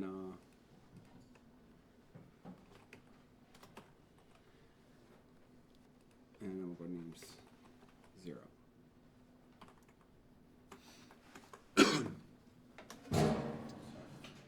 So run that again. So now on every frame we will read a chop, and we will. Oh, I screwed up. No, Yeah. I typed. No, what did I do? Out chops. List object is not callable. Yeah, no, those are members. Yeah, out chop 0, chop 0. I could have done like my chop or chop 0, whatever equals out chop 0, kind of nice or whatever. So we read the output from our chop. We store There we the go. channels in the numpy array, and we store the channel names. Oh, this is perfect. And then we write again, and so this is a bit of a twist in your head because we read from the out tops and then we write to the in tops. And so here at the bottom at line 55, you see from all the int jobs in the tox we have, we select the first one, number 0, and then the function from numpy means create a channel job, fill it with all the data from numpy. In this case, all that info is in the variable called chans0. And then the second argument to the from numpy method sets all the channel names in the job you fill. So we had all our channel names from our out job. We put it in a variable called name0. And here you see a new one on the right half side of the screen. We monitor in Touch Designer what we get from our touch engine. And here you see all the channels with all the data being created. Every frame. And this works out perfect because these are our pars. We had a par parameter chop that was selecting the pars on the comp on that connected to that out chop. And so now we're copying all the pars. So it's kind of nice. Now we can monitor switching pars and we can change the pars and see what happens. Yeah, I could open a window So- perhaps. You can see these chains. No, you can't because I don't have them shown in Okay. the window. So, so yeah, that's basically the main type. I'm going to go over it quick, and we can go over other things first or later because if we go into the channels object, I'll talk about it, but I won't go too deep because then we're sitting here for like half an hour on channels. The simplest type is this as numpy. You can make a numpy array. You can assign it to channels. Like up here, we've got I made an array, test array, and I can switch that. So I could say self.test array and self array channel names. Let's just change that for a second. comp.in chops.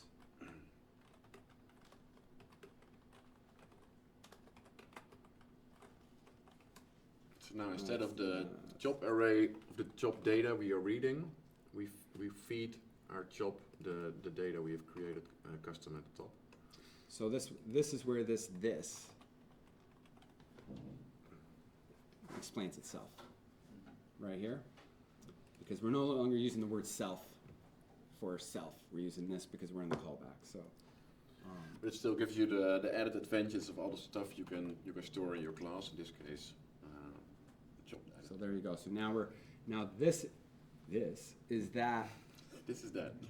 Those channels that I set there. I'm not going to do anything. Well, actually, I think numpy is fine for just doing something like this. This dot test array equals Divide or something. oh, and now we're doing that every frame. Yeah. Do it out. And now oh no, but now I've set. Okay, I would have to do. I would have to reset it, but I won't right now because no, all those values are just like gone, and I would have to set every. I could do this. I could do this. Anyway, that also demonstrates the on-frame callback that it happens. Yeah. It really happens every frame. Yeah. Go like this. I mean, I could set them all back to 0. Wasn't too happy. Oh, self. See, now that's an argument to use self inside of it, but then you have to have self after comp. Yeah. Yeah. Okay. So anyway, they get it. make sure. Let's just undo that altogether because now we don't matter. It doesn't matter. So yeah. So that's just making some NumPy array channels. You can use lists.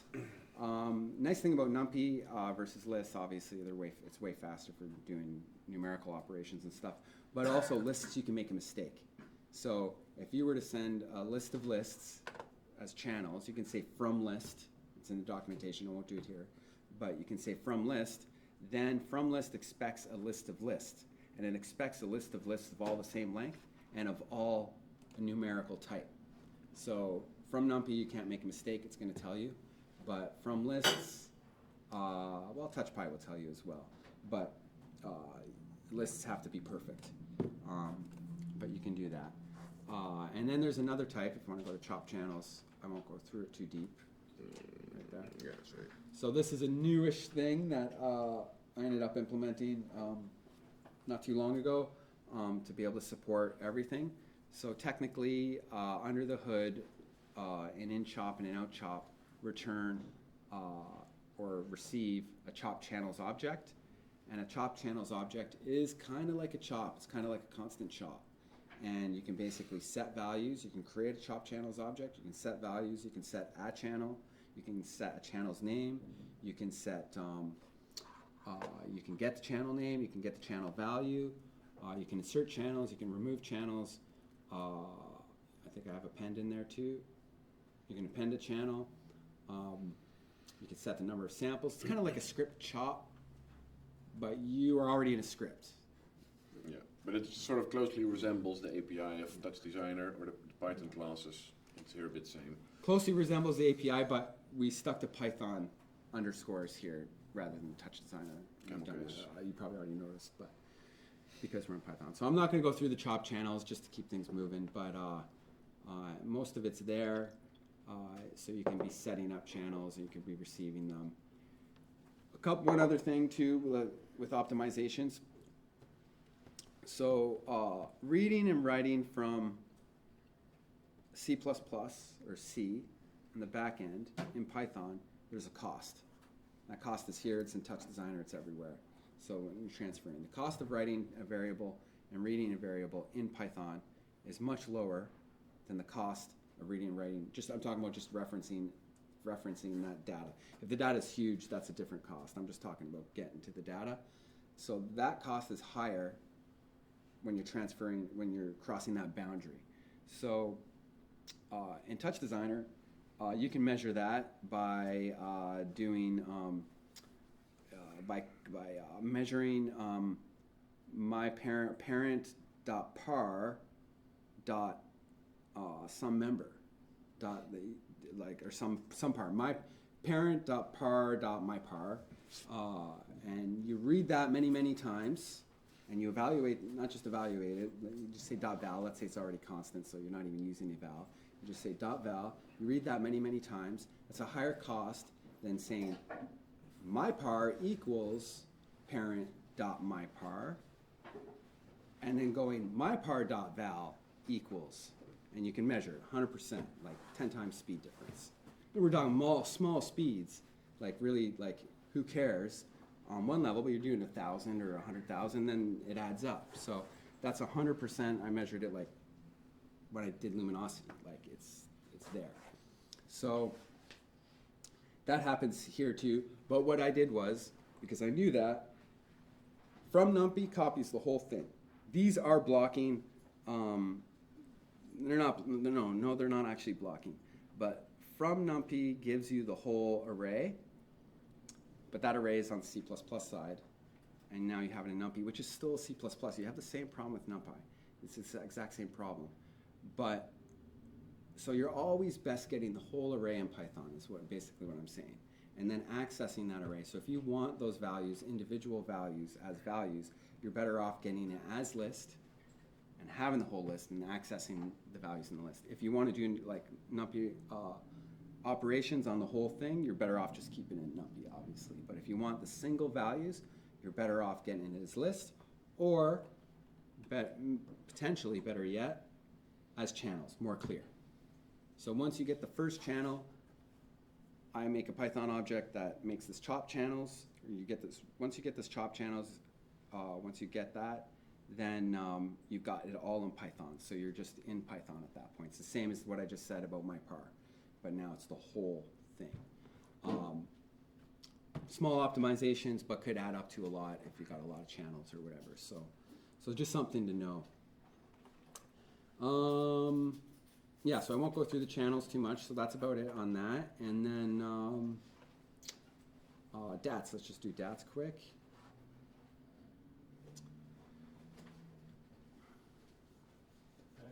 Quick Oh yeah, questions, yeah, sure.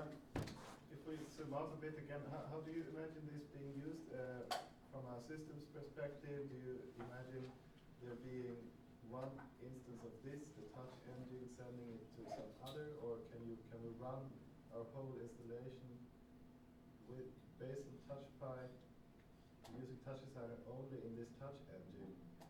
That's my plan, for the most part. Yeah. So it's also from a systems perspective a new way of deploying Touch Designer as such. Okay, that's very interesting. Yeah. Now that we can open a window, I was going to make it so I can open my own window or we can open our own. But when we were talking to Derivative on a call one day, and Malcolm was like, said that actually would be easy for them to open a window. Yeah. I thought, well, having panels would be great. Like, and then we don't have to start writing UIs. And there's another case for UI. You can make a UI in one touch engine comp, make a thing in another, and then you've got this UI in another thread, 100%. Yeah, but the thing is, I don't like the. Well, if you, okay, well, that, okay, UI, yeah, that's yeah, well, that's a dude. Yeah. Right.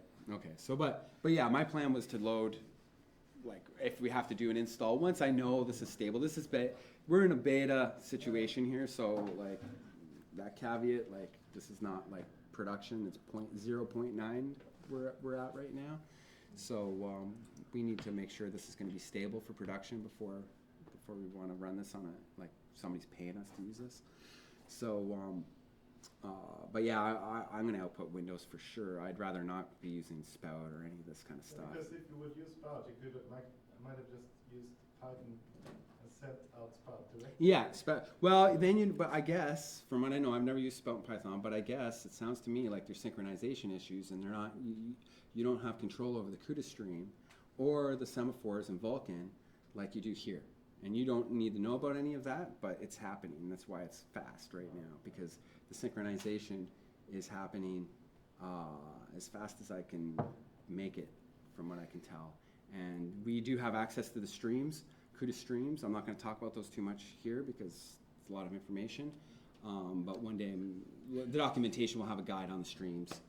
and You'll have better performance here, is the summary. From what I understand, I've never used Spout in Python, but it sounds to me like there's some blocking going on. Yeah, That's me neither. I just did from a Yeah. legal perspective. from what I know. So What about extensions right now? yeah, I'm kind of bummed right now. You can't call functions on the component, same as Touch Engine. Yeah. There's no way, and I've brought it up. Malcolm was kind of he didn't think it was too much. Tom didn't like it, so I want a blob. I would like 2 blobs. I'd like one that's Python, like one specific. I like they can make like a class called a blob, and then have a Python derived class from that, and then that can get to the extension, and then you can have your own blob that is whatever you want, but you need some sort of C++ operator inside to be able to interpret that data, and that would be an ideal situation. But I was also thinking we can make our own blob with shared memory and just do it. So if they don't do it, then maybe we'll just make a plugin that you have, that you load in your component, and you can send Python calls to that plugin that calls it on its parent. And we just bypass derivative and just do it. So We're sitting in the back of the room as well. That'd be through shared memory. yeah, make our own shared memory, yeah. Access Yeah. to the extension. Yeah. No, it's not. Well, they don't. The thing with derivative, like, and this is not. There's no criticism here because derivative is got a big program, and they have to support everything, and they have to maintain it, and they have to make sure it's going to work, and they need things not to crash, they need things to work, and they have to maintain it in the future, which is a big job and a big task. So they don't want to just add arbitrary things when I want this feature, and you're just one person, and it's like they do it a lot. But they have to really think about what they're going to expose because, and then if it's a confusing feature, and it's like, and then you have to document, like, I'm starting to understand how much work it takes to make software that people can understand. And support And the it's world. like, Yeah. it's like, it's not a trivial thing. So no criticism to those guys. But I know we can I'm positive we could bypass it. The downside of bypassing it though in that shared memory is then you have a whole nother sync mechanism. So it'd be nice if it was with this. So I'll leave it at that. Okay, so DATs.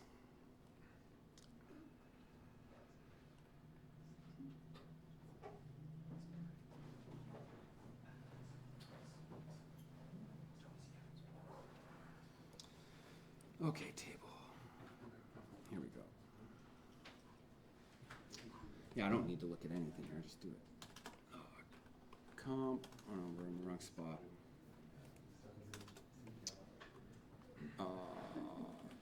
Table 0 equals comp. That's 0.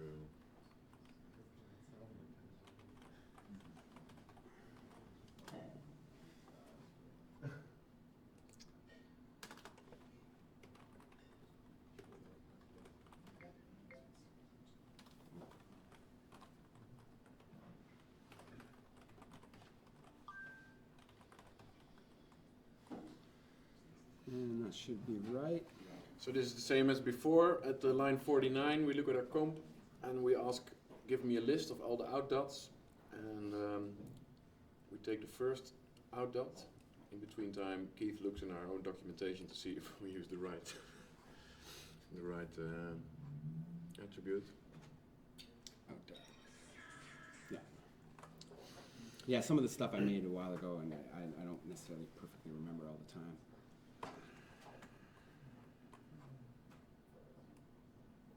No, so I did make a mistake. Self is not defined. What did I just do? Oh, yeah, I'm going to have to change that. I make this mistake often. What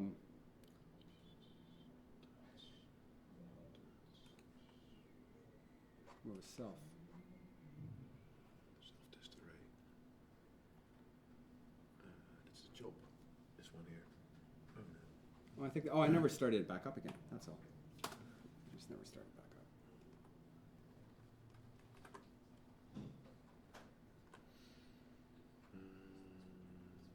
There we go.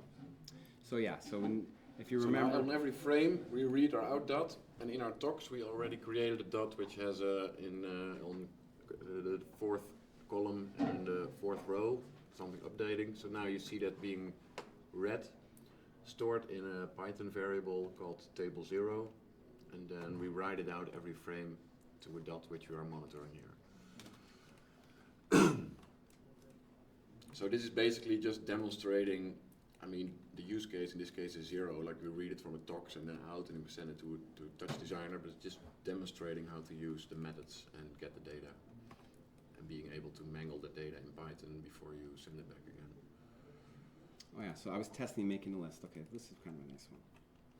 So right here now, I'm making a TouchPy.table object, and I'm made a list of lists, same kind of thing. Lists, dat tables, call them dat tables just to kind of keep it kind of specific. Dat tables and table objects and tables and dats in Touch can be, as everyone knows, I'm sure, text or tables. And under the hood, it was like, how do you really deal with that if it's a text or it's a table? And like, is it, like, how do you name things? So what I did was, so I thought, okay, well, if we go, if you have an input, it's an in dats, where are we right here? Or out dats, I should say, you have it out dats. We don't care in TouchPy now if it's a table or a string. You specify how you want it. Because if it's, whether it's a table or a string, you specify whether you want a table or a string. So that's why we have as table there. So it gets any output from any sort of dot, but then it makes sure it converts it to the table format. Or you can say also as, what is that, string? As string. So if I go like this, and then even if you have a table dot, you'll get it in a string format. but I said from table. And as string, table 0. So it's still, yeah, because there was tabs. Yeah, it works perfectly because there's tabs. In the string there was tabs. So if I go like this now, from string, yeah, from table just properly took a table. That was kind of, I didn't know that would work. From string. Typo. Oh no, I think we're crashed, I think. Form string here. Yeah, no, I made a mistake already. No, I made a mistake before that. No, I was wrong. So from string, And that's it. and I should have named that differently. Because it's unclear.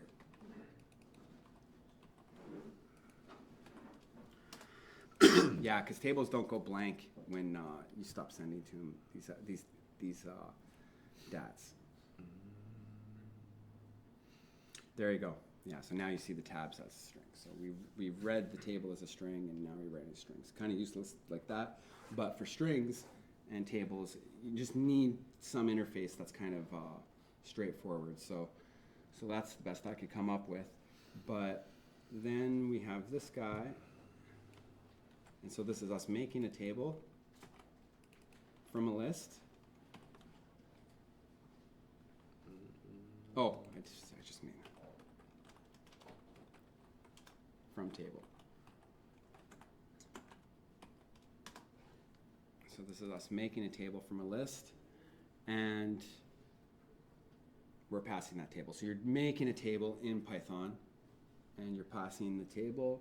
Oh, another mistake. Sorry. This is one thing, is that like I'm kind of like not thinking right now because I'm trying to think about talking to you guys. So to me, I'd be going slower, and I'd be like, okay, what am I actually doing? But yeah, you have to have everything precise. Oh, we're still having problems.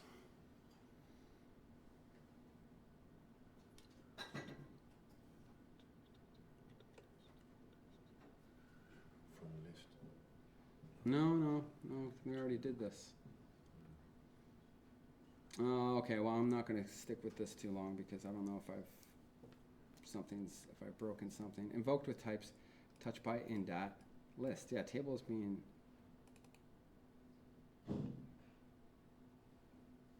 test list. Oh, table equals. No? No, that should be right. Okay, well, I'll skip this right now. We don't want to get hung up on that. I've probably made a mistake, or I've got a problem. But as far as ins and outs go, but yeah, I'll go over this. Yeah. Maybe we'll go back over this later because I just don't want to hold things up too much. Yeah, we need to move forward. I probably made a mistake. And those channels. So yeah, same way we already copied a string. So we'll go with some pars now.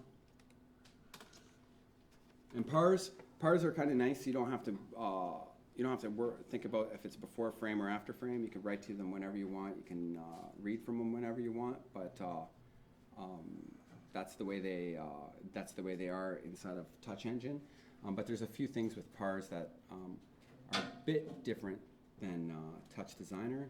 But for the most part, they're similar. So let's just run this. Let's make sure we're good.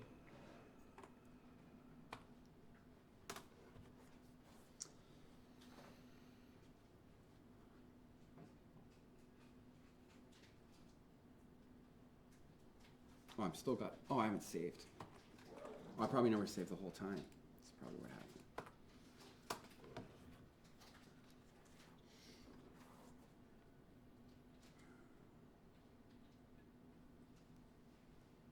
Okay.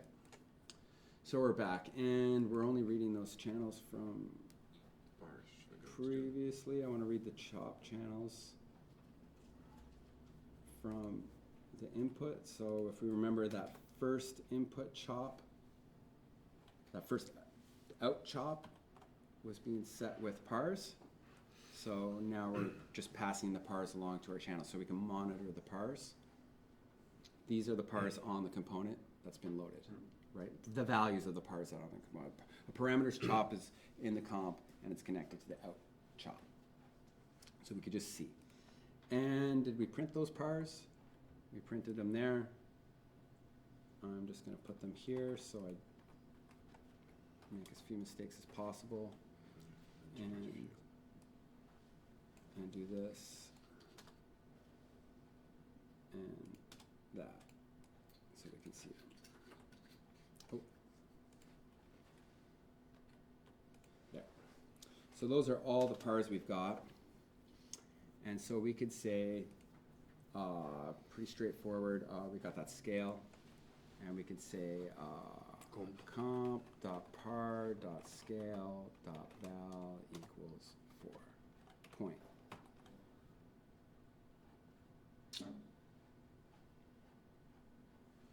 Comp.par.val.scale.val equals 4. Why wouldn't that be?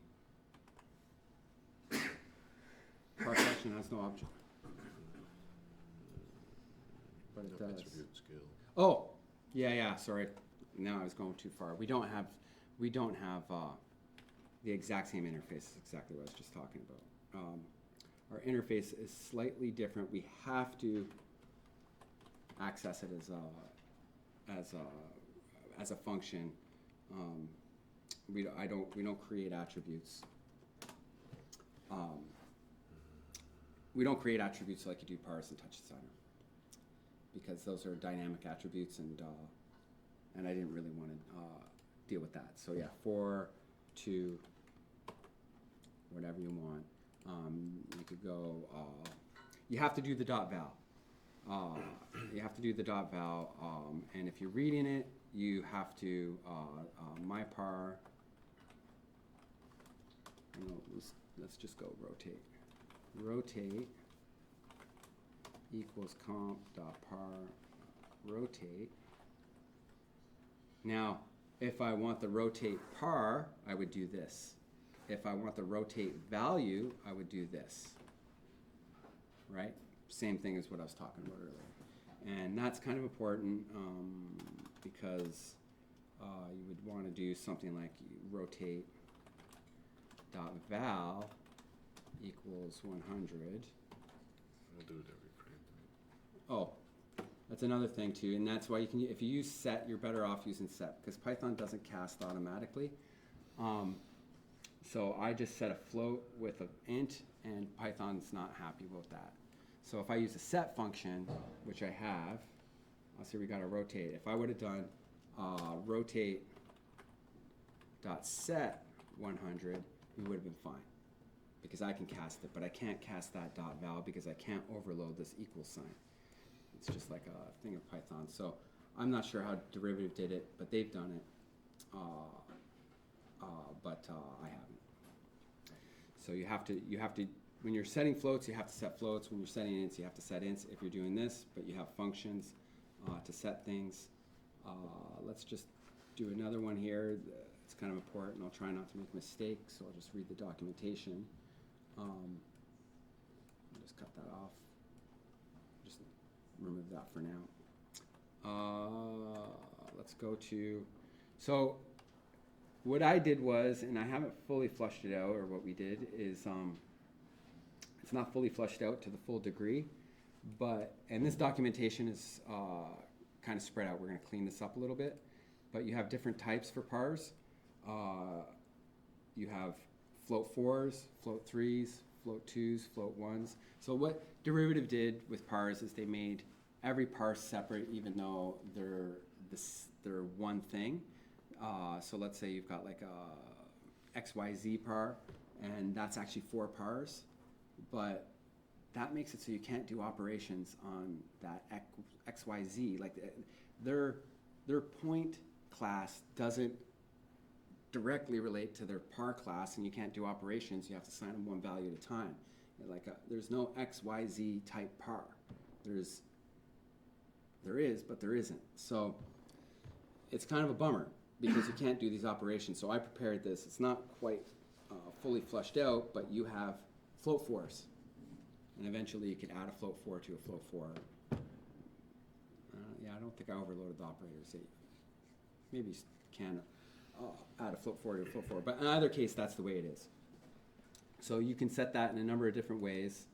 And so let's go here, double par. This is going to get cleaned up a little bit, but you can set it by value, and you can set it by its type. So I could go like this. So one of these is a float 4, XYZW right there. So I could say comp.par. Capital X. Yeah, capital XYZW. Sorry, wrong way. Let's go like this. X form, I'm going to call this. It's not really, I'll call it point. Equals that. So that's that par. And then I could say XYZW dot set 1, 2, 3. Do point set, I think. Oh yeah, sorry, I should have named that XYZW anyways. And no comma there. Get it with the graphic notation. And then, oh, what did I do now? Like par front. Oh, here. Brackets. It should be between brackets. Bar XYZ. Oh yeah. Sorry, I'm not really 100% thinking like normal. Live coding. There we go. Don't you need the dot bar? Pardon me? The dot bar. Oh, didn't I? No, dot par is fine. It's the dot val. It's the name of the par that I got wrong. There we go. So 1, 2, 3, 4. But I could also go like this. I could say TP my float my point equals TP dot float for. I'm just gonna copy this. No, I won't. Go 0, 0, 0. I'll fix that in a second. Okay. And my point equals 0, 0, 0, and then I can say XYZ W dot set my point. I can actually say dot val equals too now, and that should work if I didn't make any mistakes. Good, nice. So that's how, I won't go through all the pars and everything, but that's the basic gist of it. You've got dot val, you got dot set, and you have types for the non-base built-in Python types. So ints and floats, just regular ones, it's all normal. But anything that's got more than one member. There's a color class, and the color class, I think I did everything on it. Where's our documentation again? Right here, color. I don't know if this is updated correctly. It's, no, it's not. Unfortunately, the bindings aren't there yet. I didn't update the bindings. I updated the internal class. Yeah, but documentation still needs to be. no, the binding tweaks. itself Okay. isn't Oh, yeah. updated, I don't think. But I have a color, there's a color class in there that has like as hex, from hex, from HSV, as HSV, that kind of thing. So you have all those types to switch from, which is pretty useful as well. But yeah, I think, okay, so that's it. I won't go through too many parts because I think we might all be getting tired. We need to put in a break. But any questions on that? Just wondering, par group, would that be closer to? A par group is what you guys use, yeah, or what you guys made, yeah. Staying the same? Yeah, they're the same, but for the way Touch Engine works, it's actually a float 4. Like Tom returns a float 4, like an array. He doesn't even return a float 4. He returns an array of 4 floats. So you can do what you want with it. I like float 4. Eventually, probably do some overloads, so it worked with some other types. So you can add a float 4, be point type to some other Python types. Yeah, this was the best I could come up with at that time. But if there's stuff like obviously feedback, and it's just like this is a pain in the ass.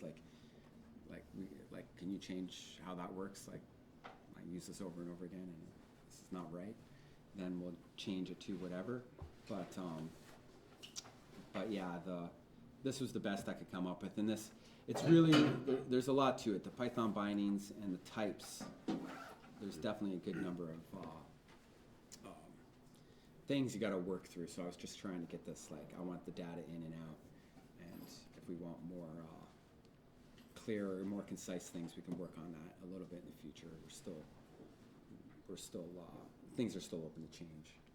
But Just sorry, how do you differentiate then between because the X, Y, Z, W is a 4, if you just want to set 1, because it's both on par, like you just want to set one of them? What did I do? Yeah, I think I got that. I don't want to just make a mistake live. What did I do? I think I overloaded.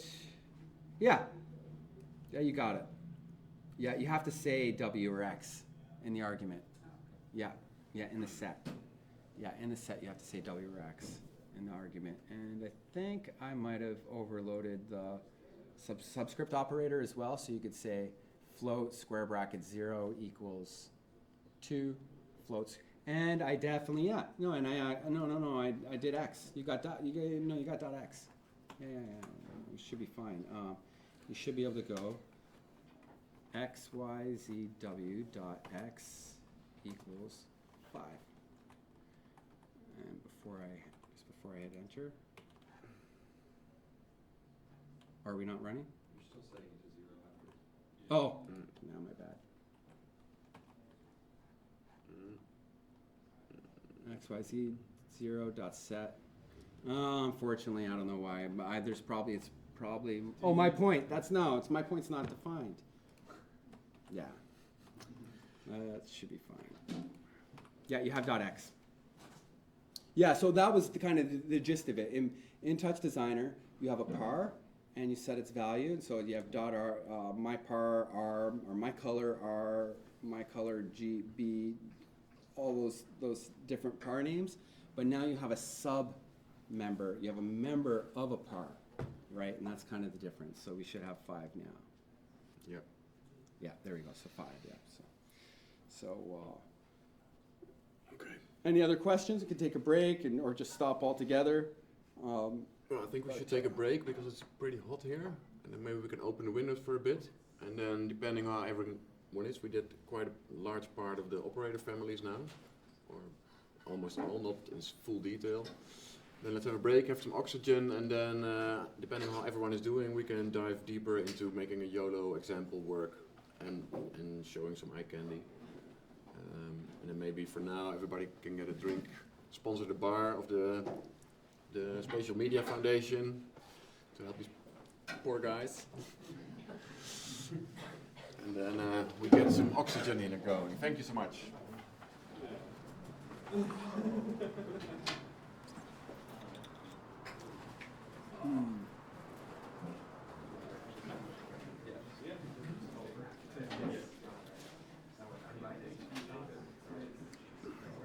Was that a lot of information? No, it's okay. No, but it's mostly. Not too much? No. So it's mostly like the different modes that are complex, but all the party and that thing is quite Pretty straightforward. Yeah. Except for all the mistakes I keep making. No. I don't know what's going on with that DAT table. I gotta look at that. That was pretty recent. You didn't save, right? Oh yeah, I did save. Yeah, and I just kept going and running. Yeah. I'm tired too. I stayed up way too late last night at that thing. Me too. I was like going through that thing. I knew if I got there.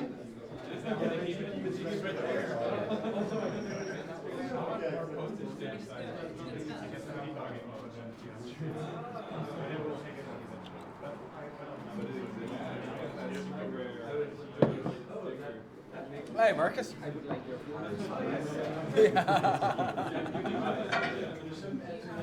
But to me, then you can have these operations that like work with color and point, vector, like matrix, like just yeah.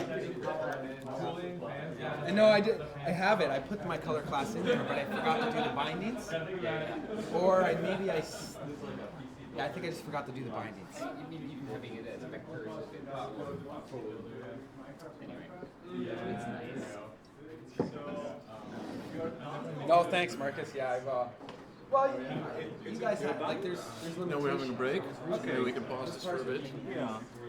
And then because it got so hot in here. Cool. Yep. Right. Okay, so I'm gonna do it a bit quick. Keith demonstrated before how to work with all the operator families, chops, dots, stops, as tensors. I wanted to show you a quick example on how to implement, one of the reasons we built this, on how to implement an external library using Torch. In this case it's, or using PyTorch. In this case we're using YOLO. And I'm going to show you how to do a little example with the post tracking. So at the top we import some stuff that's not really important, but we do import TouchPy, and we're going to start our class. So we define the model. In this case that's just a file which is already loaded on disk, which is the model used by YOLO for post tracking.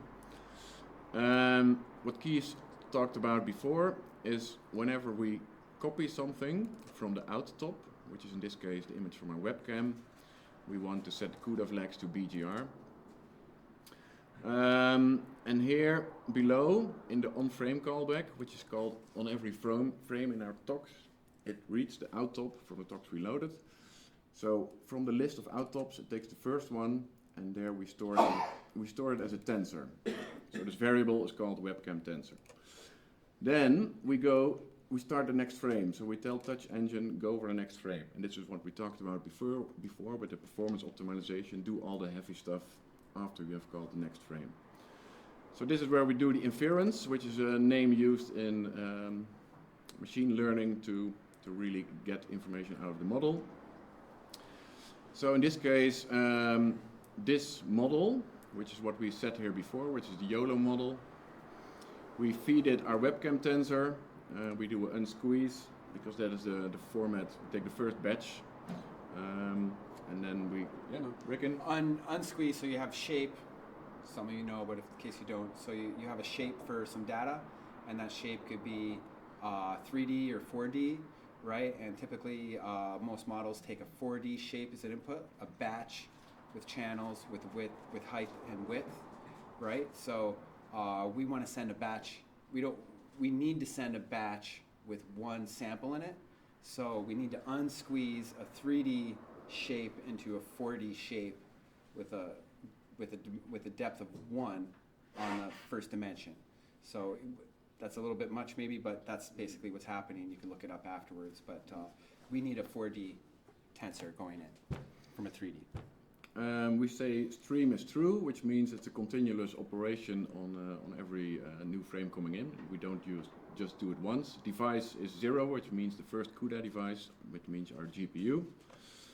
Then here we say, well, this is a thing of Ultralytics, the makers of the YOLO company, but the results you get back as a generator, which is a Python term to means you get, okay, so iterate over it. So in this case, we say next, and then we have the results. So here we say if result is not none, that means at the beginning the model needs time to start up. So like the first 5 frames, no information is coming back. So we wait until we have at least something. And then we get information in that result. And that's, you can look it up in the YOLO post documentation, but basically you get key points. And if I'm standing here, it tracks my body, and these are key points. This is the COCO 17 data set, so that means per person it has 17 points on important joints, nose, eyes, etc. So we get these key points, and in this case we have them as a tensor, we have them on the GPU, but in this case we want to send it to a chop out. So we say they have the data from the GPU, copy it to the CPU, and then store it as a NumPy array. Now we're going to send it to Touch Designer, which has float 32 in its chops, so we convert it to float 32.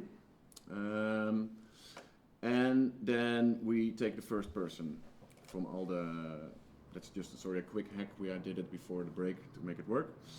Then we will write our own chop. So I will define the names here to make it easy, which is X, Y, and the confidence. YOLO has a confidence for every position, like, oh, I don't really trust this, or yeah, there's probably 90% chance this is correct.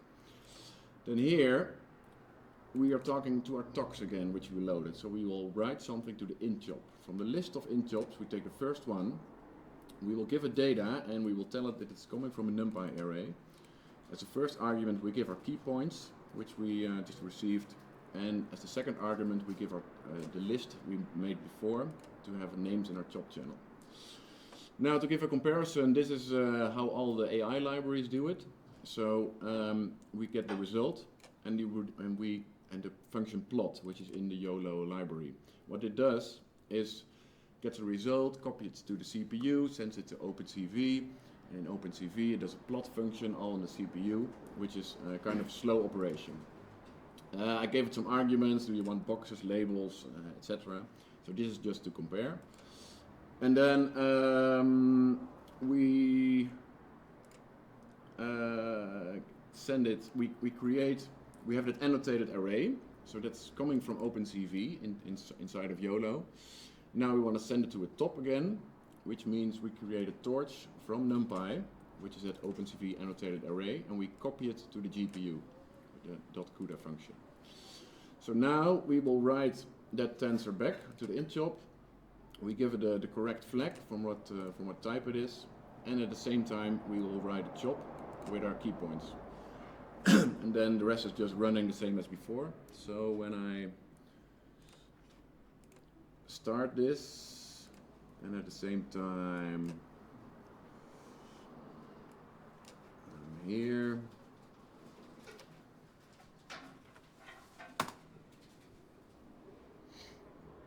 so it's starting up the model, it has loaded the tox, created a Vulkan instance.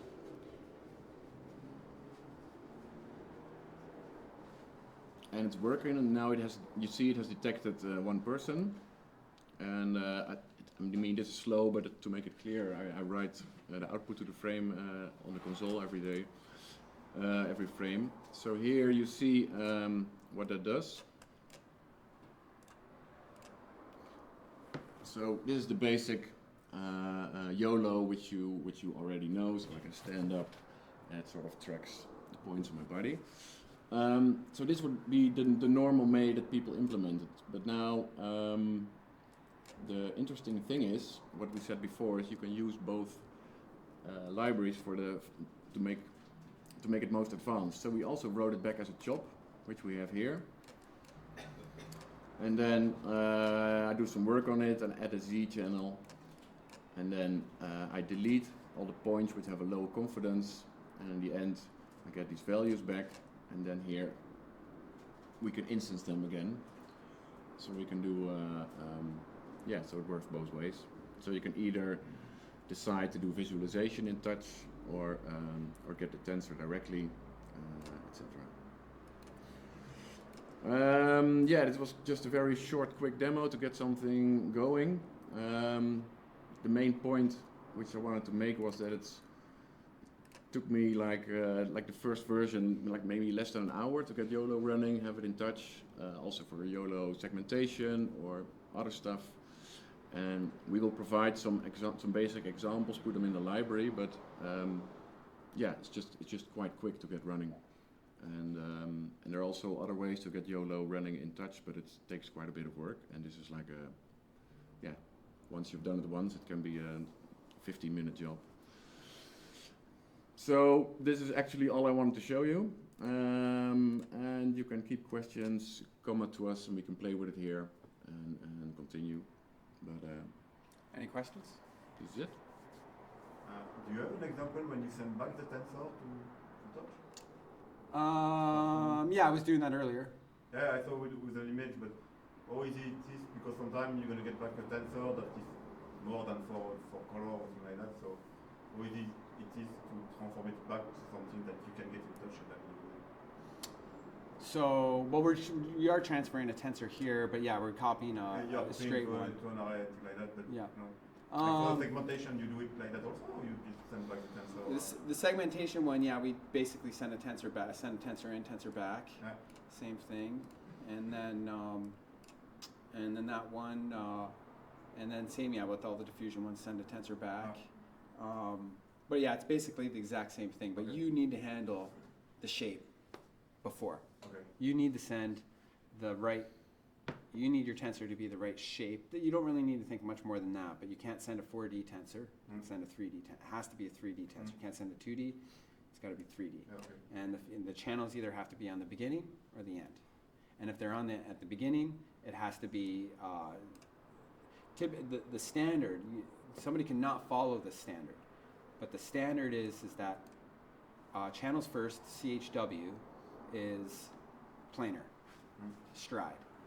And the standard is also that channels last, HWC, the stride, or the layout is interleaved. And that's just the standards. So you could not, in some case, not be using, or you might have done something that doesn't conform to the standard. So it's up to you to make sure that your data that you're copying, that you're telling TouchPy to copy back, is conforming to the standard, which is usually .permute something .contiguous. That's it on your tensor. Yeah. So yeah, this is not the most advanced, super cool model, YOLO pose. I mean, we already know it, but just to give you an idea how to work with it.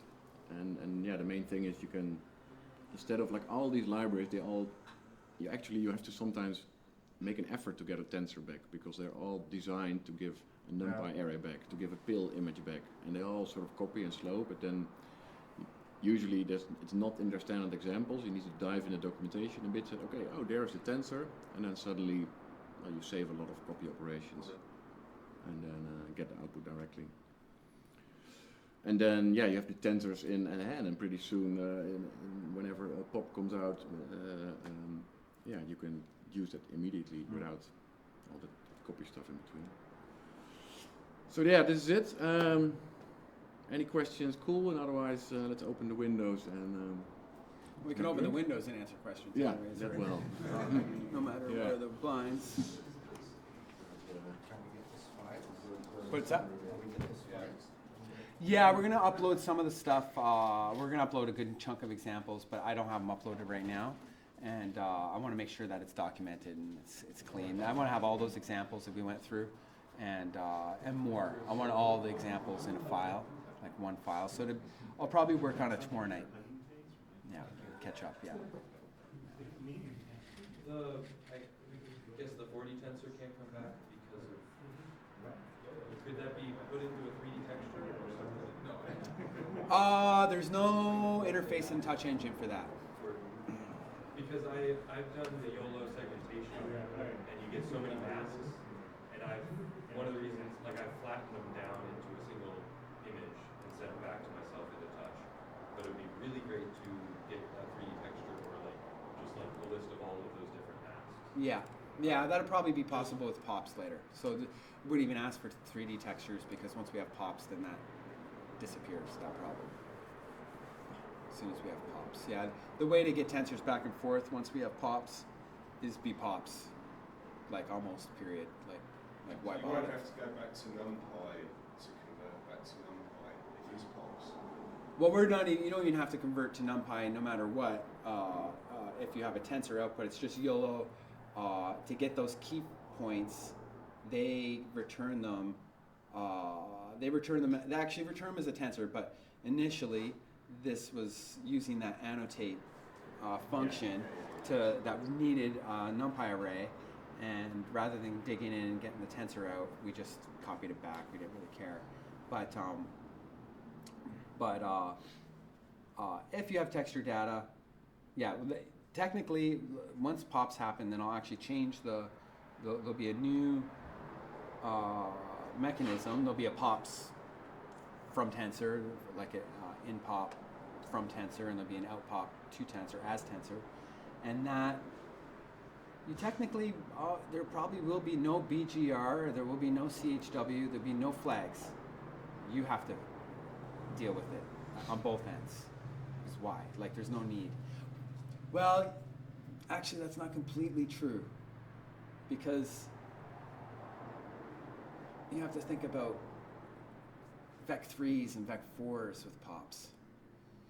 So we'll probably have to think about the exact interface at that time, because you got Vec3s and Vec4s, and it's going to make sense for Vec3s and Vec4s to remain Vec3s and Vec4s when you pass them by. So we'll have to come up with some sort of clear interface.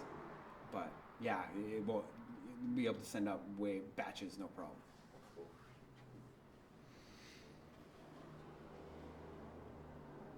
Yeah.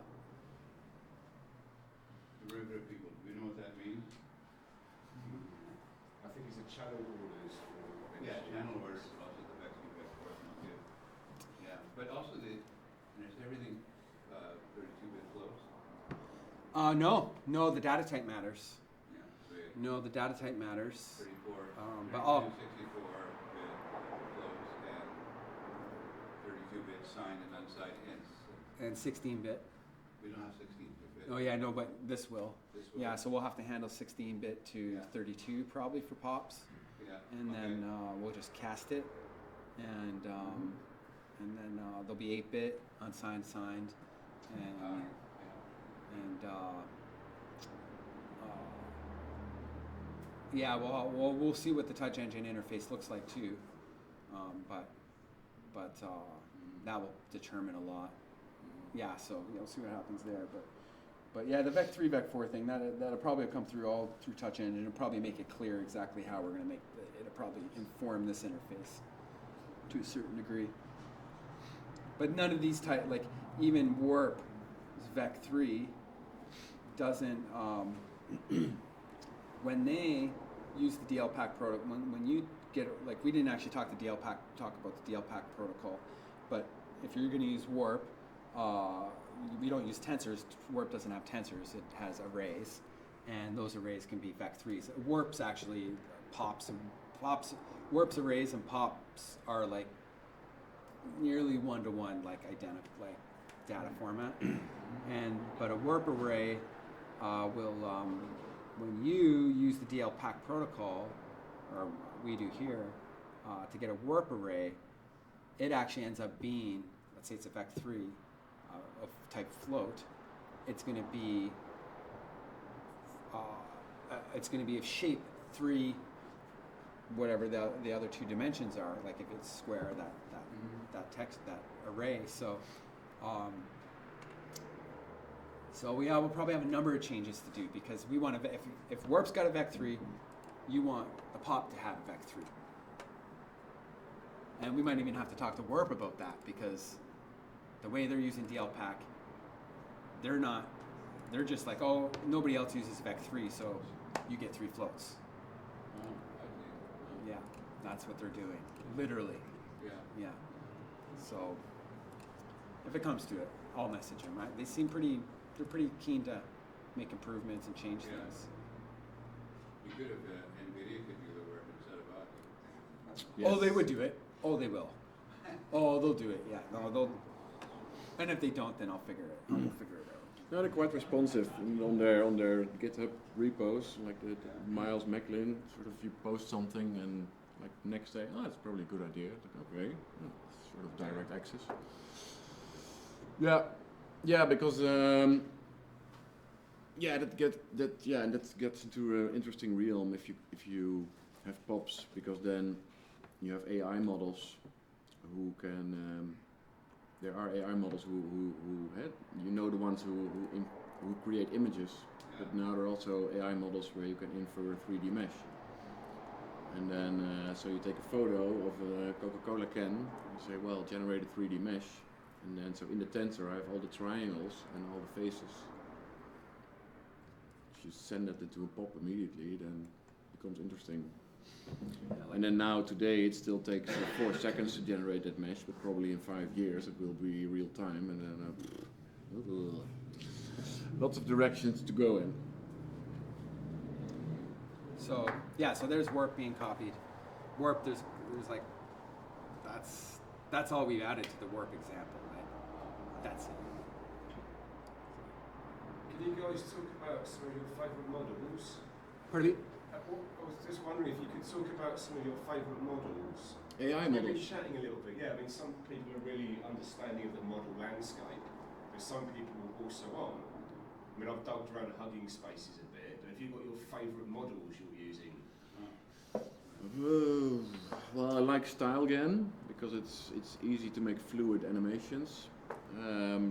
Stable diffusion can be used in many ways, and it's also nice to train it yourself, and you can sort of really push the visual direction. StyleGAN's way more controllable. Yeah. Yeah. And now I'm more. I'm really interested in the 3D models coming out, like Instant Mesh, and where you.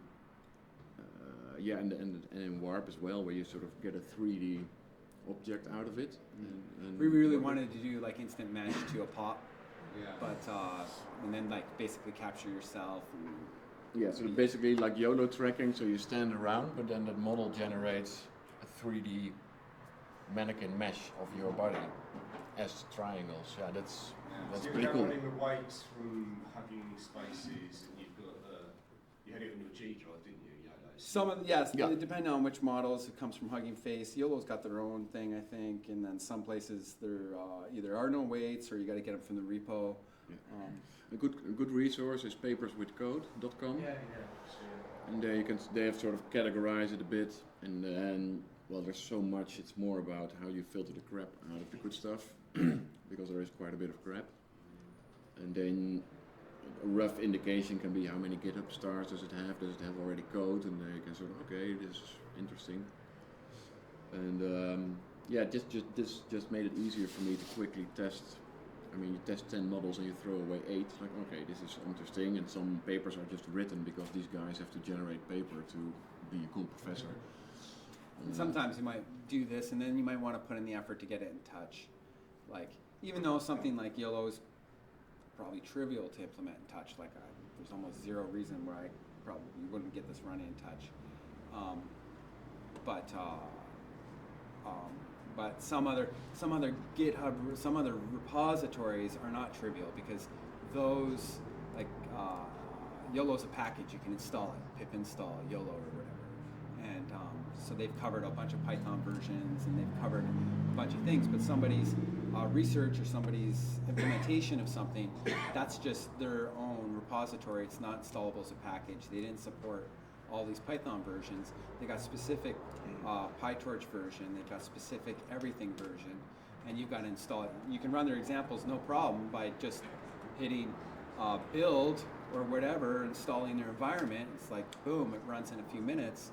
But then to test it in touch or try it, then you've got to go and you've got to make an environment work with touch, which depending on what it is, it can be easier or not. So there's that, and then like I'm really interested in warp and exploring it. And I want to make pops out of warp, like eventually, but I don't want to experiment in C++.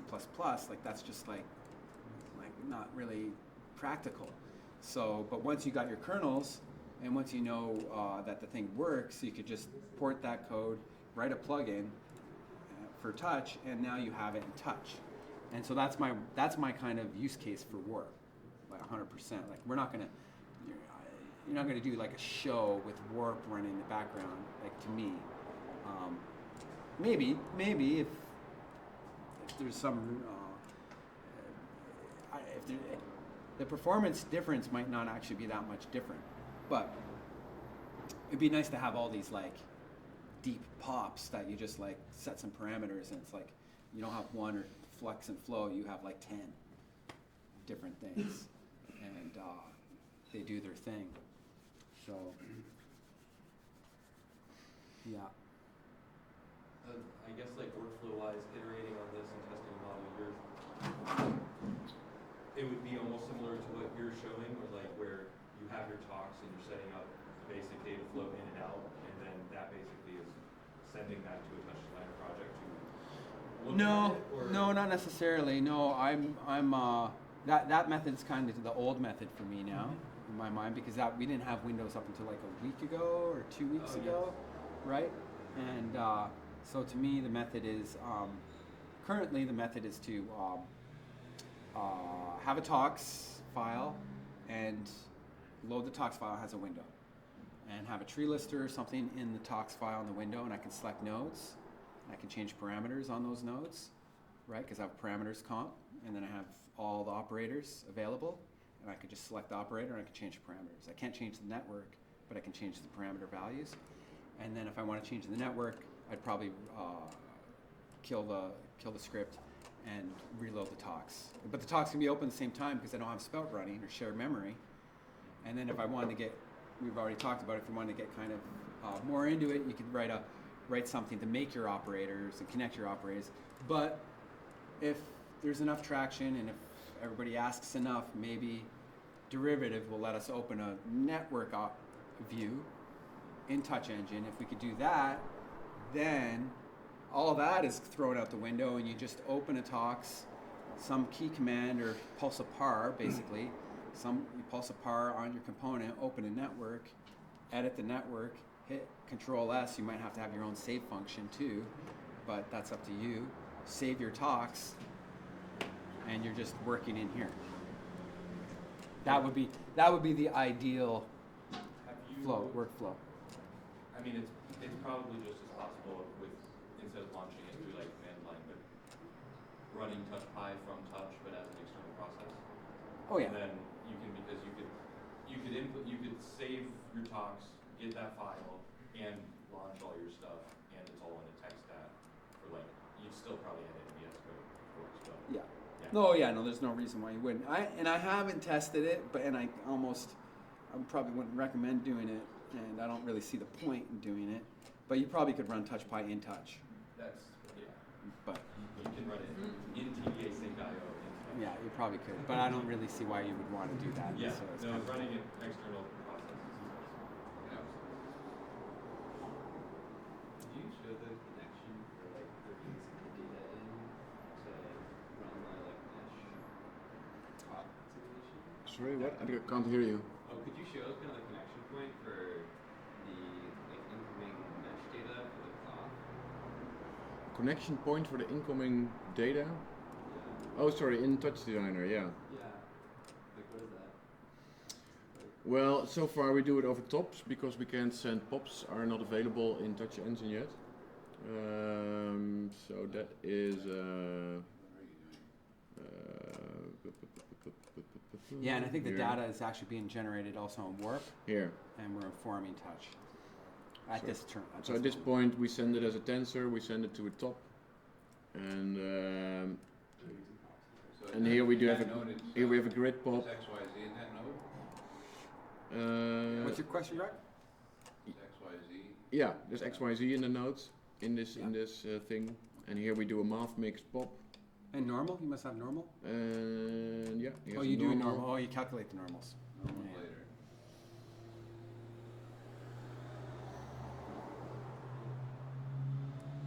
But yeah, so in this case, the advantage is the animation. Oh, it dropped. So in this case, the animation is possible in real time because of pops.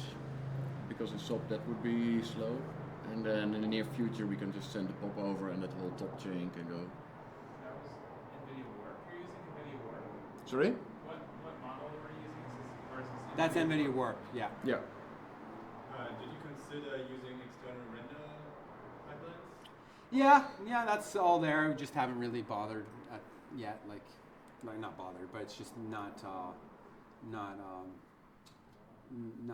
Actually, myself, like, I like touch, and I want to do things kind of in touch.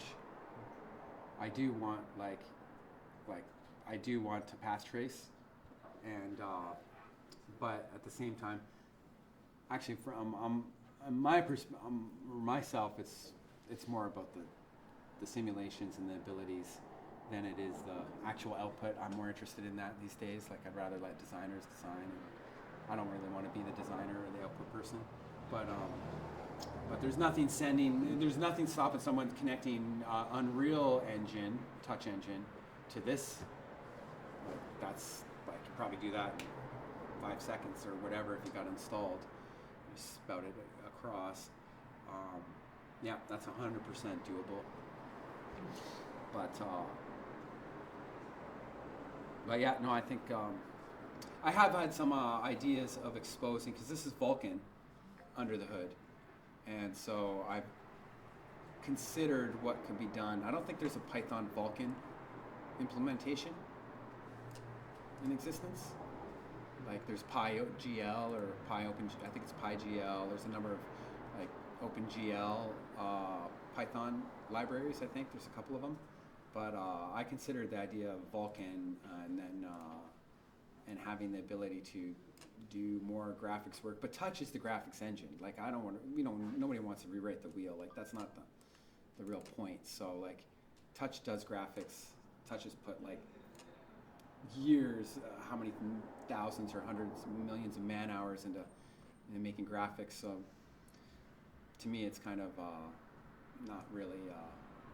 The point, but yeah, you can send Unreal without thinking about it.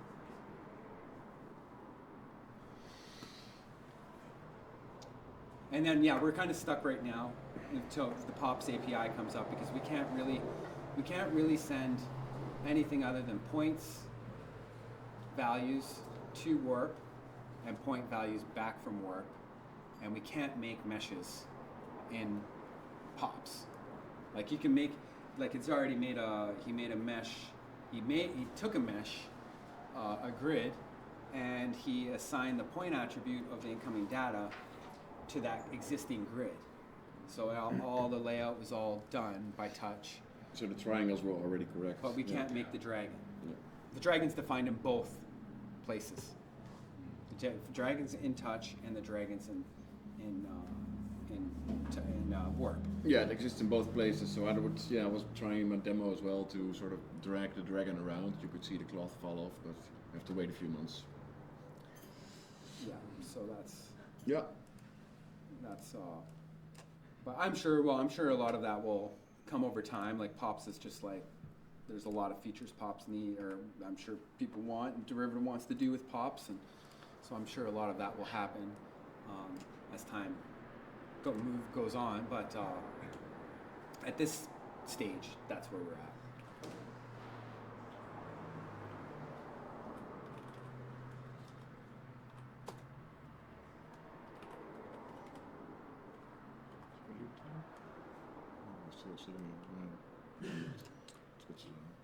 Oh yeah, this DEM, something we broke something in this one.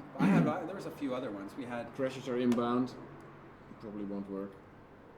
I sort of forgot if this was doing something.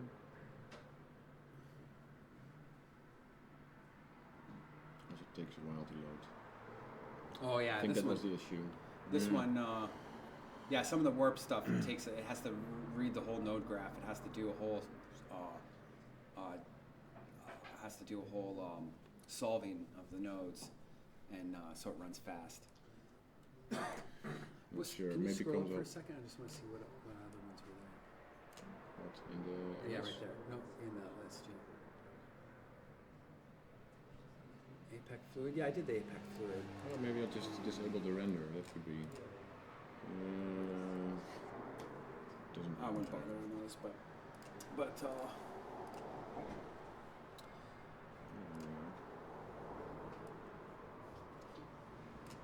yeah, I don't think we really have anything we can easily show now. Some of the warp stuff we've made changes.